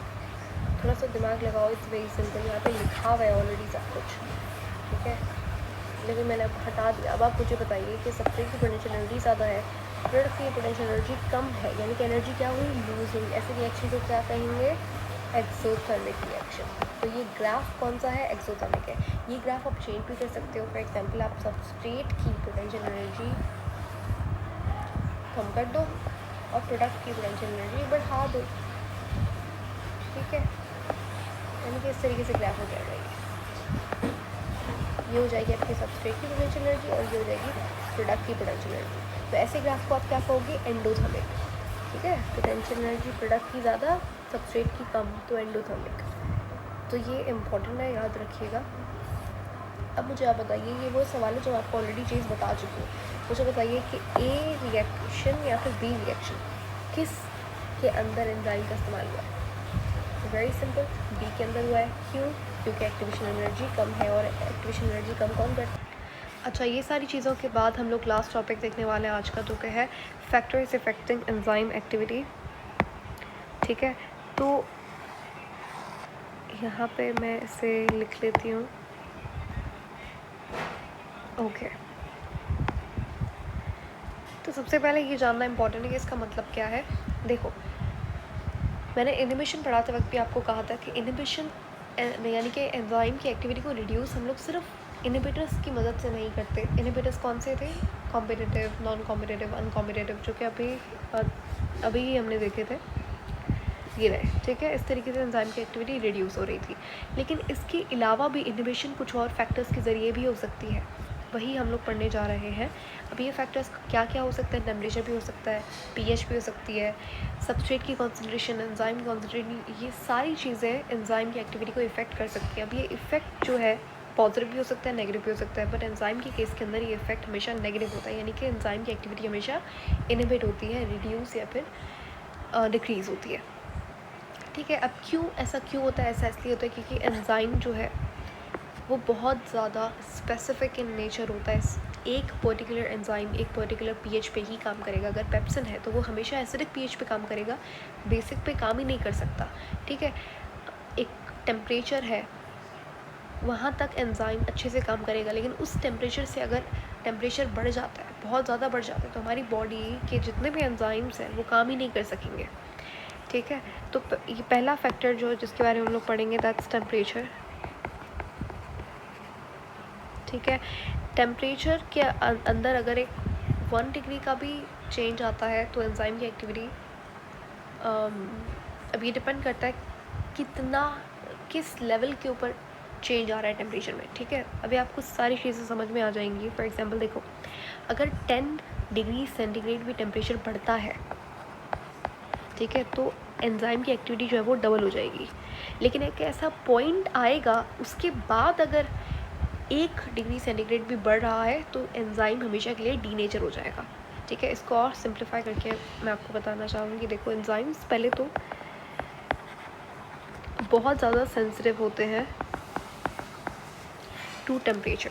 क्यों? क्योंकि because of their protein nature. Enzyme proteins होते सारे नहीं, लेकिन almost all enzymes are protein. और प्रोटीन नेचर की वजह से एंजाइम्स बहुत ज़्यादा सेंसिटिव एंड स्पेसिफिक होते हैं टू टेम्परेचर एंड पीएच। तो इसीलिए एंजाइम जो है वो हमेशा एक पर्टिकुलर टेम्परेचर पे काम करते हैं। एक पॉइंट होता है जिसे कहते हैं ऑप्टिमम पॉइंट। अभी ऑप्टिमम टेम्परेचर का भी हो सकता है, ऑप्टिमम पीएच भी हो सकती है। ऑप्टिमम का मतलब होता है वो पॉइंट जहाँ पे कोई भी चीज़ अपना पीक लेवल पे काम कर रही है, ठीक है। ऑप्टिमम टेम्परेचर की बात करें तो ऑप्टिमम टेम्परेचर वो टेम्परेचर है यानी कि जब एंजाइम वर्क मैक्सिमम, ठीक है। एंजाइम सबसे ज़्यादा काम करता है ऑप्टिमम टेम्परेचर पे। और ये हर एनिमल का अपना होता है, हर ऑर्गेनिज्म का अपना होता है। ह्यूमन के केस के अंदर ये 37 डिग्री सेंटीग्रेड होता है, ठीक है। अगर हमारी बॉडी का टेम्परेचर, ह्यूमन बॉडी का टेम्परेचर चला जाता है 100 डिग्री सेंटीग्रेड में, तो एंजाइम जो है वो क्या हो जाएगा, उसकी एक्टिव साइट हमेशा के लिए चेंज हो जाएगी, परमानेंटली चेंज हो जाएगी, जिसकी वजह से एंजाइम जो है वो डीनेचर हो जाएगा, यानी कि उसके बाद एंजाइम नहीं काम कर सकेगा।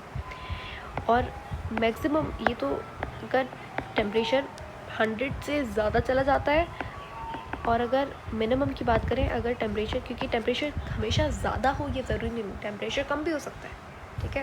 यानी कि हमारी बॉडी के एंजाइम्स को अगर 0 डिग्री सेंटीग्रेड से कम टेम्परेचर दो तो फिर भी वो डीनेचर हो सकते हैं, ठीक है। 2 कंडीशंस आ गई आपके पास।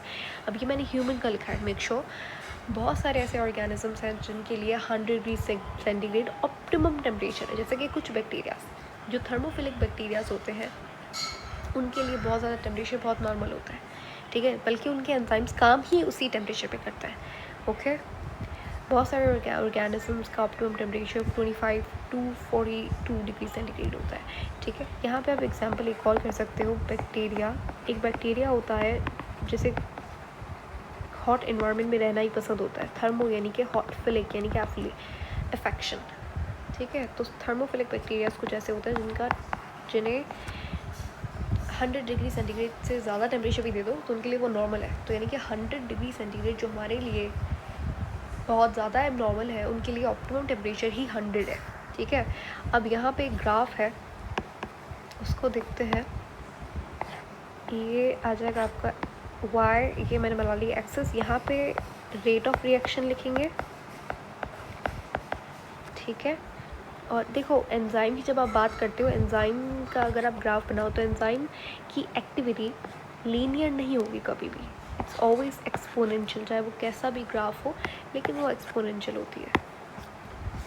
तो यहाँ पे ये टेम्परेचर का ग्राफ है, यहाँ पे rate of reaction in comparison with temperature, ठीक है। अब समझ लो ये 10 डिग्री सेंटीग्रेड है, ये 20, देन 30, 40, 50, ठीक है, इस तरीके से। अब यहाँ पे जो ग्राफ बनेगा, अब देखो 30 है तो 37 पे समझ लो यहाँ पे 37 है। ये तो बहुत मैंने अप्रॉक्सीमेट किया है, लेकिन आप मतलब ये तो डेफिनेटली यहाँ पे 37 हो इम्पॉर्टेंट नहीं है, बट ठीक है। कहने का मकसद ये कि ये एक क्लियर और फोकस्ड ग्राफ नहीं है, इट्स जस्ट रफ ग्राफ। तो अब देखो 37, तो मतलब ये 37 है, और 37 पे क्या है, ऑप्टिमम टेम्परेचर, यानी कि एंजाइम की एक्टिविटी मैक्सिमम होगी। तो यानी कि इसका पीक पॉइंट 37 पे होगा, ठीक है। उसके बाद अगर टेम्परेचर बढ़ाओगे, उसके बाद भी टेम्परेचर बढ़ रहा है, तो एंजाइम की एक्टिविटी आहिस्ता कम होती जाएगी, और जब 100 आ जाएगा तो एंजाइम डीनेचर हो जाएगा, ठीक है। फिर रिएक्शन हो ही नहीं रहा, ठीक है। तो ये चीज़ आपको समझ आना इम्पोर्टेंट है। ये देखो यहाँ पे क्या है, ऑप्टिमम एक्टिविटी हो रही है, यानी कि मैक्सिमम काम कर रहा है एंजाइम। क्यों? क्योंकि यहाँ पे ऑप्टिमम टेम्परेचर है, दैट्स 37। आई होप आपको क्लियर हो गया होगा। अब जल्दी से कर लेते हैं second factor, that's pH.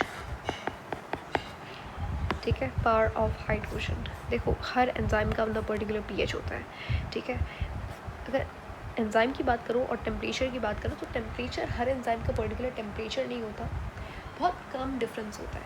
Optimum temperature almost हर एंजाइम का 37 ही है, लेकिन पीएच जो है वो हर एंजाइम का पर्टिकुलर अपना पीएच होता है। ठीक है, हर एंजाइम का अपना एक तो पीएच होता है और उनका ऑप्टिमम पॉइंट भी हर एक का डिफरेंट होता है इन टर्म्स ऑफ पीएच। ठीक है, अगर तुम पीएच के अंदर चेंज लाओगे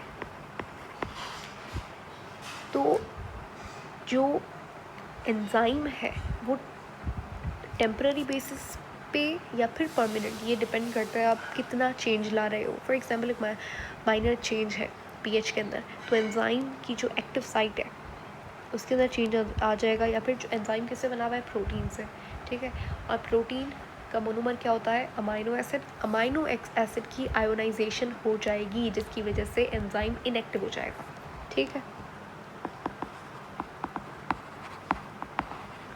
आयोनाइजेशन ऑफ अमाइनो एसिड। अब ये मत सोचना कि अमाइनो एसिड कहाँ से आ गया। अमाइनो एसिड ऐसे आया कि देखो एंजाइम किससे बना हुआ है, प्रोटीन से। प्रोटीन पॉलीमर है, प्रोटीन का मोनोमर क्या है, अमाइनो एसिड। ठीक है, अगर आयोनाइजेशन हो जाती है अमाइनो एसिड की तो यानी कि एंजाइम को क्या फ़र्क होगा कि एंजाइम टेम्पररी इनएक्टिव हो जाएगा। ठीक है, अब यहाँ पे कुछ एग्जांपल्स कर लेते हैं, ये इंपॉर्टेंट एग्जांपल्स हैं। पहले तो पेप्सिन आपने नाम सुना होगा, स्टमक के अंदर एक एंजाइम होता है, इसकी एक पर्टिकुलर पीएच होती है, ये प्रेफरेबली आप याद करें तो ठीक है 1.5 होती है। 1.5 यानी कि एसिडिक। अब पीएच कैसे पता चलती है, देखो 7 हमारा न्यूट्रल होता है, 7 यानी कि वाटर की पीएच, जो कि सबसे ज़्यादा जो दुनिया का साफ़ पानी है विदाउट एनी आयंस, उसकी पीएच 7 होती है। ठीक है, जो कि हम नहीं पी सकते डेफिनेटली। तो 7 से नीचे जो पीएच होती है दैट्स एसिडिक। ठीक है, 2 हो गई, 1। ठीक है, 1 तो बहुत ज़्यादा ही एसिडिक होगी, जितना कम नीचे तुम जाओगे 1। ठीक है, 1 है, 5 कम एसिडिक होगा एज़ कम्पेयर टू 1। ठीक है, वैसे ही बेसिक होगा, 7 से ऊपर बेसिक होता है पीएच। ठीक है, ये बहुत बेसिक सी चीज़ थी। पेप्सिन 1.5 यानी कि हाईली एसिडिक है भाई। उसके बाद फॉर एग्जांपल अमाइलेज ले लो। अमाइलेज भी एक एंजाइम होता है जो आपको पेनक्रियास से मिलता है, आपको आपकी सलाइवा के अंदर भी अमाइलेज होता है। ठीक है, और ये किसको ब्रेक डाउन करता है, ये स्टार्च को, कार्बोहाइड्रेट को ब्रेक डाउन करता है। इसकी पीएच 8.5 होती है, यानी कि बेसिक है। ठीक है, slightly basic, not slightly but still इतना ज़्यादा बेसिक नहीं होता। ठीक है, तो ये कुछ एग्जांपल्स हैं, आप याद रख लीजिएगा। और ये वाला ग्राफ जो है वो थोड़ा इम्पोर्टेंट है, मैं आपको समझा देती हूँ इसके अंदर क्या चीज़ें बताई हुई है। देखो सबसे पहले तो जैसे हमने वहाँ पे टेम्परेचर लिखा था, यहाँ पे आ गया पीएच। 7 न्यूट्रल है, ये वाला एसिडिक पीएच, ये वाला बेसिक पीएच। यहाँ पे फिर से रेट ऑफ रिएक्शन आ गया। ठीक है, अब हर एंजाइम का अपना पीएच होता है। पेप्सिन मैंने आपको बताया इसकी ऑप्टिमम पॉइंट क्या होता है, 1.5। तो 1.5 यहाँ पे होगा, राइट। और इसका ऑप्टिमम पॉइंट क्या है, यहाँ पे। तो यानी कि बिल्कुल वही बात है जो टेम्परेचर में हमने किया था, वही हमने यहाँ पे कर लिया। अब उसके बाद 1.5 के बाद तुम अगर पीएच बढ़ा रहे हो तो एंजाइम इस तरीके से इनएक्टिव होता जाएगा। फिर एक पॉइंट पे एंजाइम की एक्टिविटी बिल्कुल ही ख़त्म हो जाएगी अगर तुम और ज़्यादा पीएच बढ़ा रहे हो। ठीक है, अब सेकंड एंजाइम हमारा जो है वो अमाइलेज है। अब ये यहाँ पे क्या लिखा हुआ है, salivary amylase, is not the one which is release from pancreas. Amylase 2 तरीके का होता है, एक पैनक्रियास से आता है, एक सलाइवा के अंदर होता है, जो कि मैंने तुम्हें पहले बताया था। अच्छा, सलाइवा में जो अमाइलेज होता है उसकी पीएच अराउंड 6.5 इस तरीके से होती है। ठीक है, तो अब यहाँ पे आप देख सकते हो ऑलमोस्ट न्यूट्रल पीएच होती है उसकी 6.5। यहाँ पे अगर आप फिर से देखो, अब 6.5 ये ऑप्टिमम पीएच है, ऑप्टिमम पे जाओ 6.5, यानी कि उसके करीब, मतलब करीब करीब है। तो इस तरीके से उसके बाद अगर तुम पीएच बढ़ाओगे तो एंजाइम की एक्टिविटी कम होती जाएगी। अब अल्कलाइन फॉस्फेटेज भी एक एंजाइम है, जहाँ पे एज आ गया ना समझ लो वो एंजाइम ही है, ठीक है। तो यहाँ पे इसकी पीएच डेफिनेटली तुम ग्राफ से पता लगा सकते हो, ऑप्टिमम पीएच इसकी क्या होगी, 9 होगी प्रोबेबली, ठीक है, रफली 9 होगी। तो यहाँ पे इसकी ऑप्टिमम एक्टिविटी है, उसके बाद पीएच बढ़ाओगे तो पीएच कम होती जाएगी। तो ये था किस तरीके से हमारा टेम्परेचर और पीएच काम करता है, ठीक है। यहीं अगर आप बात करो, एक मिनट मैं एक और यहाँ पे पिक्चर अटैच कर देती हूँ, जहाँ पे हम लोग कंसनट्रेशन ऑफ सबस्ट्रेट और कंसनट्रेशन ऑफ दूसरा क्या है, एंजाइम कैसे इफेक्ट करता है, तो वो देख लेते हैं। यहाँ पे कर लेते हैं इसे, एक मिनट, ओके आ गया, ठीक है। अब पढ़ेंगे कैसे एंजाइम की कंसंट्रेशन और सबस्ट्रेट की कंसंट्रेशन इफेक्ट कर सकती है एंजाइम एक्टिविटी को। हाँ, अगर एंजाइम बहुत ज़्यादा है, देखो हमेशा अगर 2 एंजाइम है आपके पास तो 2 सबस्ट्रेट भी होने चाहिए, ठीक है, यानी कि concentration of enzyme should be equal to concentration of substrate. अगर ऐसा नहीं होगा तो एंजाइम की एक्टिविटी को इफेक्ट होगा, ठीक है। जैसे मैंने वहाँ पे पढ़ाया था, हमने कॉम्पिटिटिव इनहिबिटर्स के बारे में पढ़ा था अभी, तो वहाँ पे क्या हो रहा था, कंपटीशन हो रहा था सबस्ट्रेट और इनहिबिटर के दरमियान में कि कौन जाके पहले एक्टिव साइट पे अटैच होगा, ठीक है। सबस्ट्रेट ज़्यादा होगा तो वो जाके एक्टिव साइट पे अटैच होगा, अगर इनहिबिटर ज़्यादा होगा कॉम्पिटिटिव इनहिबिटर तो वो जाके अटैच होगा, तो जिसकी कंसनट्रेशन ज़्यादा होगी वो अटैच होगा एक्टिव साइट पे। लेकिन जब आप बात करते हो एंजाइम की कंसनट्रेशन की, तो एंजाइम अगर ज़्यादा है सबस्ट्रेट कम है तो फिर भी ज़्यादा जो एंजाइम है वो हमारे काम का ही नहीं है, क्योंकि सबस्ट्रेट जब तक अटैच ही नहीं होगा एंजाइम नहीं काम कर पाएगा। चलिए पढ़ते हैं। The enzyme activity depends upon the availability of substrate and enzyme molecule. Of course definitely enzyme की एक्टिविटी डिपेंड करती है सबस्ट्रेट की क्वांटिटी के ऊपर, ठीक है, और एंजाइम की मॉलिक्यूल्स कितने हैं। अगर तो सबस्ट्रेट की कंसनट्रेशन बहुत ज़्यादा है, ठीक है, तो एंजाइम की कंसनट्रेशन भी ज़्यादा होनी चाहिए, क्योंकि मैंने अभी आपको बताया था शुड बी इक्वल, यानी कि इन दोनों की कंसनट्रेशन आपस में डायरेक्टली प्रोपोर्शनल होनी चाहिए। इट मीन्स कि अगर एंजाइम ज़्यादा है, एंजाइम 10 है तो सबस्ट्रेट मॉलिक्यूल भी 10 होनी चाहिए, ओके। लेकिन रियल कंडीशन की अगर आप बात करते हो तो concentration of enzyme is always limited to the enzyme activity increase with increase in कहाँ गए, limited, so the enzyme activity increase with the increase in enzyme concentration initially but after some time it remains constant. इसका मतलब ये है, देखो हाँ बिल्कुल enzyme की कंसंट्रेशन डायरेक्टली प्रोपोर्शनल होती है सबस्ट्रेट की कंसंट्रेशन से, लेकिन अगर सबस्ट्रेट की कंसंट्रेशन बहुत ज़्यादा है और एंजाइम की कंसंट्रेशन भी ज़्यादा है, लेकिन ग्राफ मैंने आपको बताया था, ग्राफ कभी भी एंजाइम की एक्टिविटी का लीनियर नहीं होगा, हमेशा एक्सपोनेंशियल होगा। चाहे यहाँ पे 100 मॉलिक्यूल एंजाइम हो, 100 सबस्ट्रेट हो, लेकिन अगर हमें रिएक्शन करवाना ही नहीं है, आगे हमारा प्रोडक्ट बन गया है, हमें रिएक्शन नहीं करवाना, तो चाहे सबस्ट्रेट ज़्यादा हो फिर भी एंजाइम अटैच नहीं करेगा सबस्ट्रेट के साथ। इस ग्राफ के ज़रिए आपको बहुत अच्छे से समझ में आ जाएगा। देखो हो क्या रहा है, समझ लो ये एंजाइम की कंसंट्रेशन, एंजाइम आपके पास है, बढ़ रहा है, सबस्ट्रेट भी, ठीक है, चाहिए यहाँ पे वो लिखी हुई है, रिएक्शन लिखा हुआ है, रेट ऑफ रिएक्शन। अब एंजाइम की कंसंट्रेशन आपके पास अच्छी खासी, एंजाइम की कंसंट्रेशन ज़्यादा है, इंक्रीज़ होती जा रही है, तो बेसिकली ग्राफ होना तो लीनियर चाहिए था, लेकिन ऐसा नहीं होता, क्योंकि एक बार अगर आपके पास प्रोडक्ट आ गया जितना आपको चाहिए, ठीक है, तो उसके बाद रिएक्शन होगा ही नहीं, इनहिबिशन शुरू हो जाएगी, ठीक है, चाहे सबस्ट्रेट के मॉलिक्यूल फिर आपके पास हो या ना हो, डजंट मैटर, क्योंकि प्रोडक्ट हमें एक बार मिल गया, ठीक है। एक बार मैं इसको लास्ट में फिर से रिपीट कर दूँगी, I feel like it might turn confusing for some people, तो मैं से अभी इसको रख देता है, लास्ट में देखेंगे इसको। अब बात करते हैं सबस्ट्रेट कॉन्सेंट्रेशन की। देखो वही बात है, सबस्ट्रेट एंजाइम की कॉन्सेंट्रेशन डायरेक्टली प्रोपोर्शनल होनी चाहिए।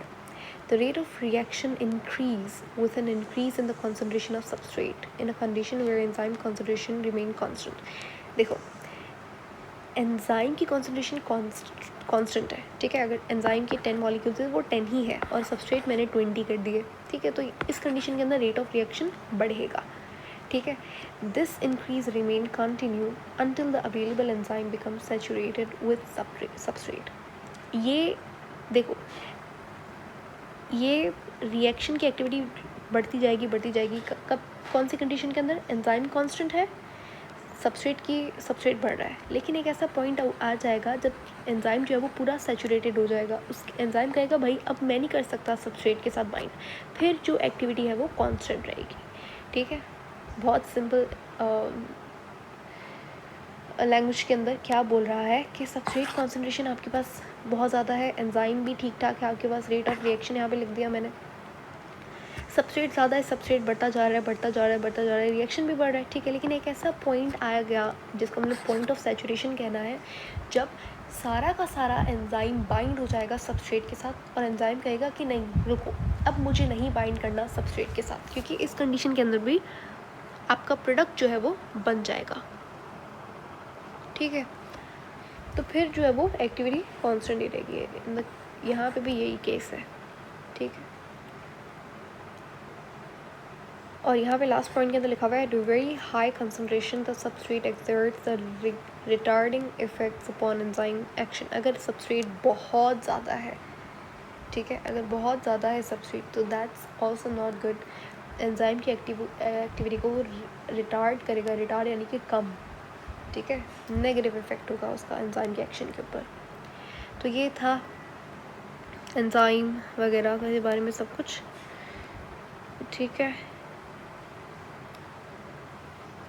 ओके तो ये जो जब आप कंसंट्रेशन ऑफ एंजाइम सबस्ट्रेट पढ़ते हो तो आप ध्यान में रखिएगा कि प्रोडक्ट का क्वांटिटी मैटर करता है, क्योंकि प्रोडक्ट अगर आपको 10 ग्राम चाहिए तो 10 ग्राम निकल के बाहर आ गया, तो अब चाहे एंजाइम ज़्यादा हो सबस्ट्रेट कम हो, सबस्ट्रेट ज़्यादा हो एंजाइम कम हो, एक बार प्रोडक्ट जितना चाहिए था उतना मिल गया तो इनिबिशन तो होनी ही होनी है, चाहे वो इनिबिटर्स आके करें, ठीक है। उसके बाद बाइंडिंग नहीं होगी। तो ये था आपके पास कौन से फैक्टर्स इफ़ेक्ट करते हैं एंजाइम की एक्टिविटी को। अब मैं यहाँ पे देख रही हूँ कौन सी चीज़ें रह गई हैं हमारी। I think we have pre done. अब हमारे पास MCQs रह गए, we will do that in the last video of this chapter. तो हाँ, बाकी चीज़ें तो हमने कर ली है। अच्छा, इसके अलावा एक चीज़ जो हम लोग यहाँ पे कर लेते हैं वो ये है कि कुछ इम्पोर्टेंट एंजाइम्स के नाम हैं जो आपको आने चाहिए, वो हम लोग लिख लेते हैं यहाँ पे। एक मिनट, यहाँ पे ही लिख लेते हैं। ये कुछ इम्पोर्टेंट एंजाइम के नाम है जो आपको आने चाहिए, ठीक है। पहला है आपका प्रोटीएज। नाम से पता लगा लो यार किसके ऊपर एक्ट करेगा। प्रोटीएज, प्रोटीन के ऊपर काम करने वाला एंजाइम प्रोटीएज होता है। फॉर एग्जांपल पेप्सिन, ट्रिप्सिन, ठीक है, ये सारा का सारा प्रोटीएज है। प्रोटीएज एक पूरी कैटेगरी है भाई, सिर्फ प्रोटीएज एक एंजाइम नहीं है। पेप्सिन एक प्रोटीएज है, ठीक है, ट्रिप्सिन एक प्रोटीएज है। उसके बाद लाइपेज, यहाँ पे भी आप नाम से पता लगा लो, लाइपेज लिपिड के ऊपर एक्ट करने वाला, ठीक है। लाइपेज जो है वो मोस्टली हाइड्रोलिसिस के ज़रिए फ़ैट का ब्रेक डाउन करता है, ठीक है। फ़ैट आपको पता है क्या होता है, लिपिड का फॉर्म है एक, ठीक है। सिंपल लिपिड को हम लोग फ़ैट कहते हैं। तो फ़ैट को किसके अंदर तोड़ेगा, ग्लिसरॉल प्लस फैटी एसिड के अंदर। अगर आपको नहीं पता ये चीज़ें, फैटी एसिड क्या होता है, ग्लिसरॉल क्या होता है, प्लीज़ आप बायोमॉलिक्यूल्स एक बार रिपीट कर लो कि बायोमॉलिक्यूल बेसिक्स है, आपको आना चाहिए। बायोमॉलिक्यूल आपको हर चैप्टर के अंदर मिलेगा, ठीक है। तो फैट देखो, लिपिड जो है वो दो चीज़ों से मिलकर बनता है, एक ग्लिसरॉल से, एक फैटी एसिड से। ग्लिसरॉल कुछ भी नहीं है, अल्कोहल है। 3 कार्बन अल्कोहल को ग्लिसरॉल कहते हैं। और फैटी एसिड एक तरीके का एसिड होता है, ऑर्गेनिक एसिड है एक, ठीक है।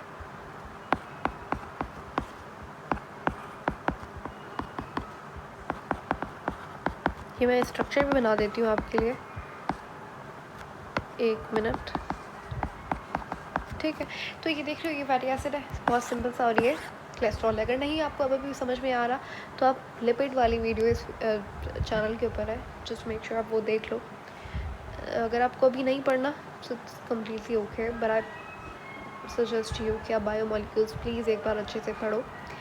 एनीवेज मूविंग फॉरवर्ड, अच्छा लिपिड्स, लाइपेज जो है वो हाइड्रोलिसिस के ज़रिए, हाइड्रोलिसिस किसे कहते हैं, 1 मिनट, हाइड्रोलिसिस के ज़रिए लिपिड का ब्रेक डाउन करता है। Hydrolysis, hydro water lysis break down, पानी को इस्तेमाल करके लाइपेज जो है वो लिपिड को तोड़ता है, ठीक है। फिर है ग्लाइकोसाइडेज, यानी कि ग्लूकोज को तोड़ने वाला, कार्बोहाइड्रेट, स्टार्च के ऊपर एक्ट करने वाला, ठीक है। इसके बहुत सारे एग्जांपल्स होते हैं। माइलेज एक ग्लाइको साइडेज है, सेल्यूलेज, माल्टेज, सुक्रेज, लैक्टेज, ये सारे के सारे क्या है, आपके कार्बोहाइड्रेट को तोड़ने वाले एंजाइम है, ठीक है। न्यूक्लियस आ जाता है आपके पास, फिर न्यूक्लियस यानी कि न्यूक्लिक एसिड को तोड़ने वाला, ठीक है। न्यूक्लिक एसिड आरएनए भी हो सकता है, डीएनए भी हो सकता है। जो आरएनए को तोड़े वो आरएनएस, जो डीएनए के तोड़े वो डीएनएस, ठीक है। So that is it for today. आज के लिए इतना बहुत है, हमने बहुत सारी चीज़ें देख ली। मैं एक बार आपको बता देती हूँ हमने क्या क्या चीज़ें, वाह हमने पूरा चैप्टर कंप्लीट कर लिया है। सो आई होप आपको पूरा चैप्टर क्लियर हो गया होगा। हमने क्या क्या चीज़ें पढ़ी मैं आपको बता देती हूँ। तो एंजाइम के चैप्टर में हमने पहले तो एंजाइम की प्रॉपर्टीज़ पढ़ी, कुछ इंपॉर्टेंट पॉइंट्स थे यहाँ पे एमसीक्यू के हवाले से, वेरी इंपॉर्टेंट, इसको ज़रूर देख लीजिएगा एक बार। उसके बाद हमने एंजाइम की एक्टिव साइट क्या होती है, बाइंडिंग, कैटालिटिक साइट, उसके बाद होलो एंजाइम क्या होता है, एंजाइम क्या होता है, कोफैक्टर्स क्या होते हैं और इनहिबिटर्स क्या होता है, ठीक है। वो पढ़ने के बाद हमने अच्छा टाइप्स ऑफ इनहिबिटर्स, कोफैक्टर्स भी हो गया हमारा, मॉडल्स पढ़े थे, induced fit model, lock and key model, ठीक है। उसके बाद एक्टिवेशन एनर्जी का कॉन्सेप्ट देखा हमने। उसके बाद फैक्टर्स इफेक्टिंग एंजाइम, कौन से फैक्टर्स एंजाइम को इफ़ेक्ट करते हैं, और उसके बाद कुछ इंपॉर्टेंट एंजाइम्स के नाम देखे। यहाँ तक हमने कंप्लीट कर लिया पूरा चैप्टर। अब बात आती है एमसीक्यूज़ की, जितने भी इंपॉर्टेंट एमसीक्यूज़ हैं सारे कॉम्पिटिटिव एग्जाम्स के लिए, that we'll do in the upcoming videos.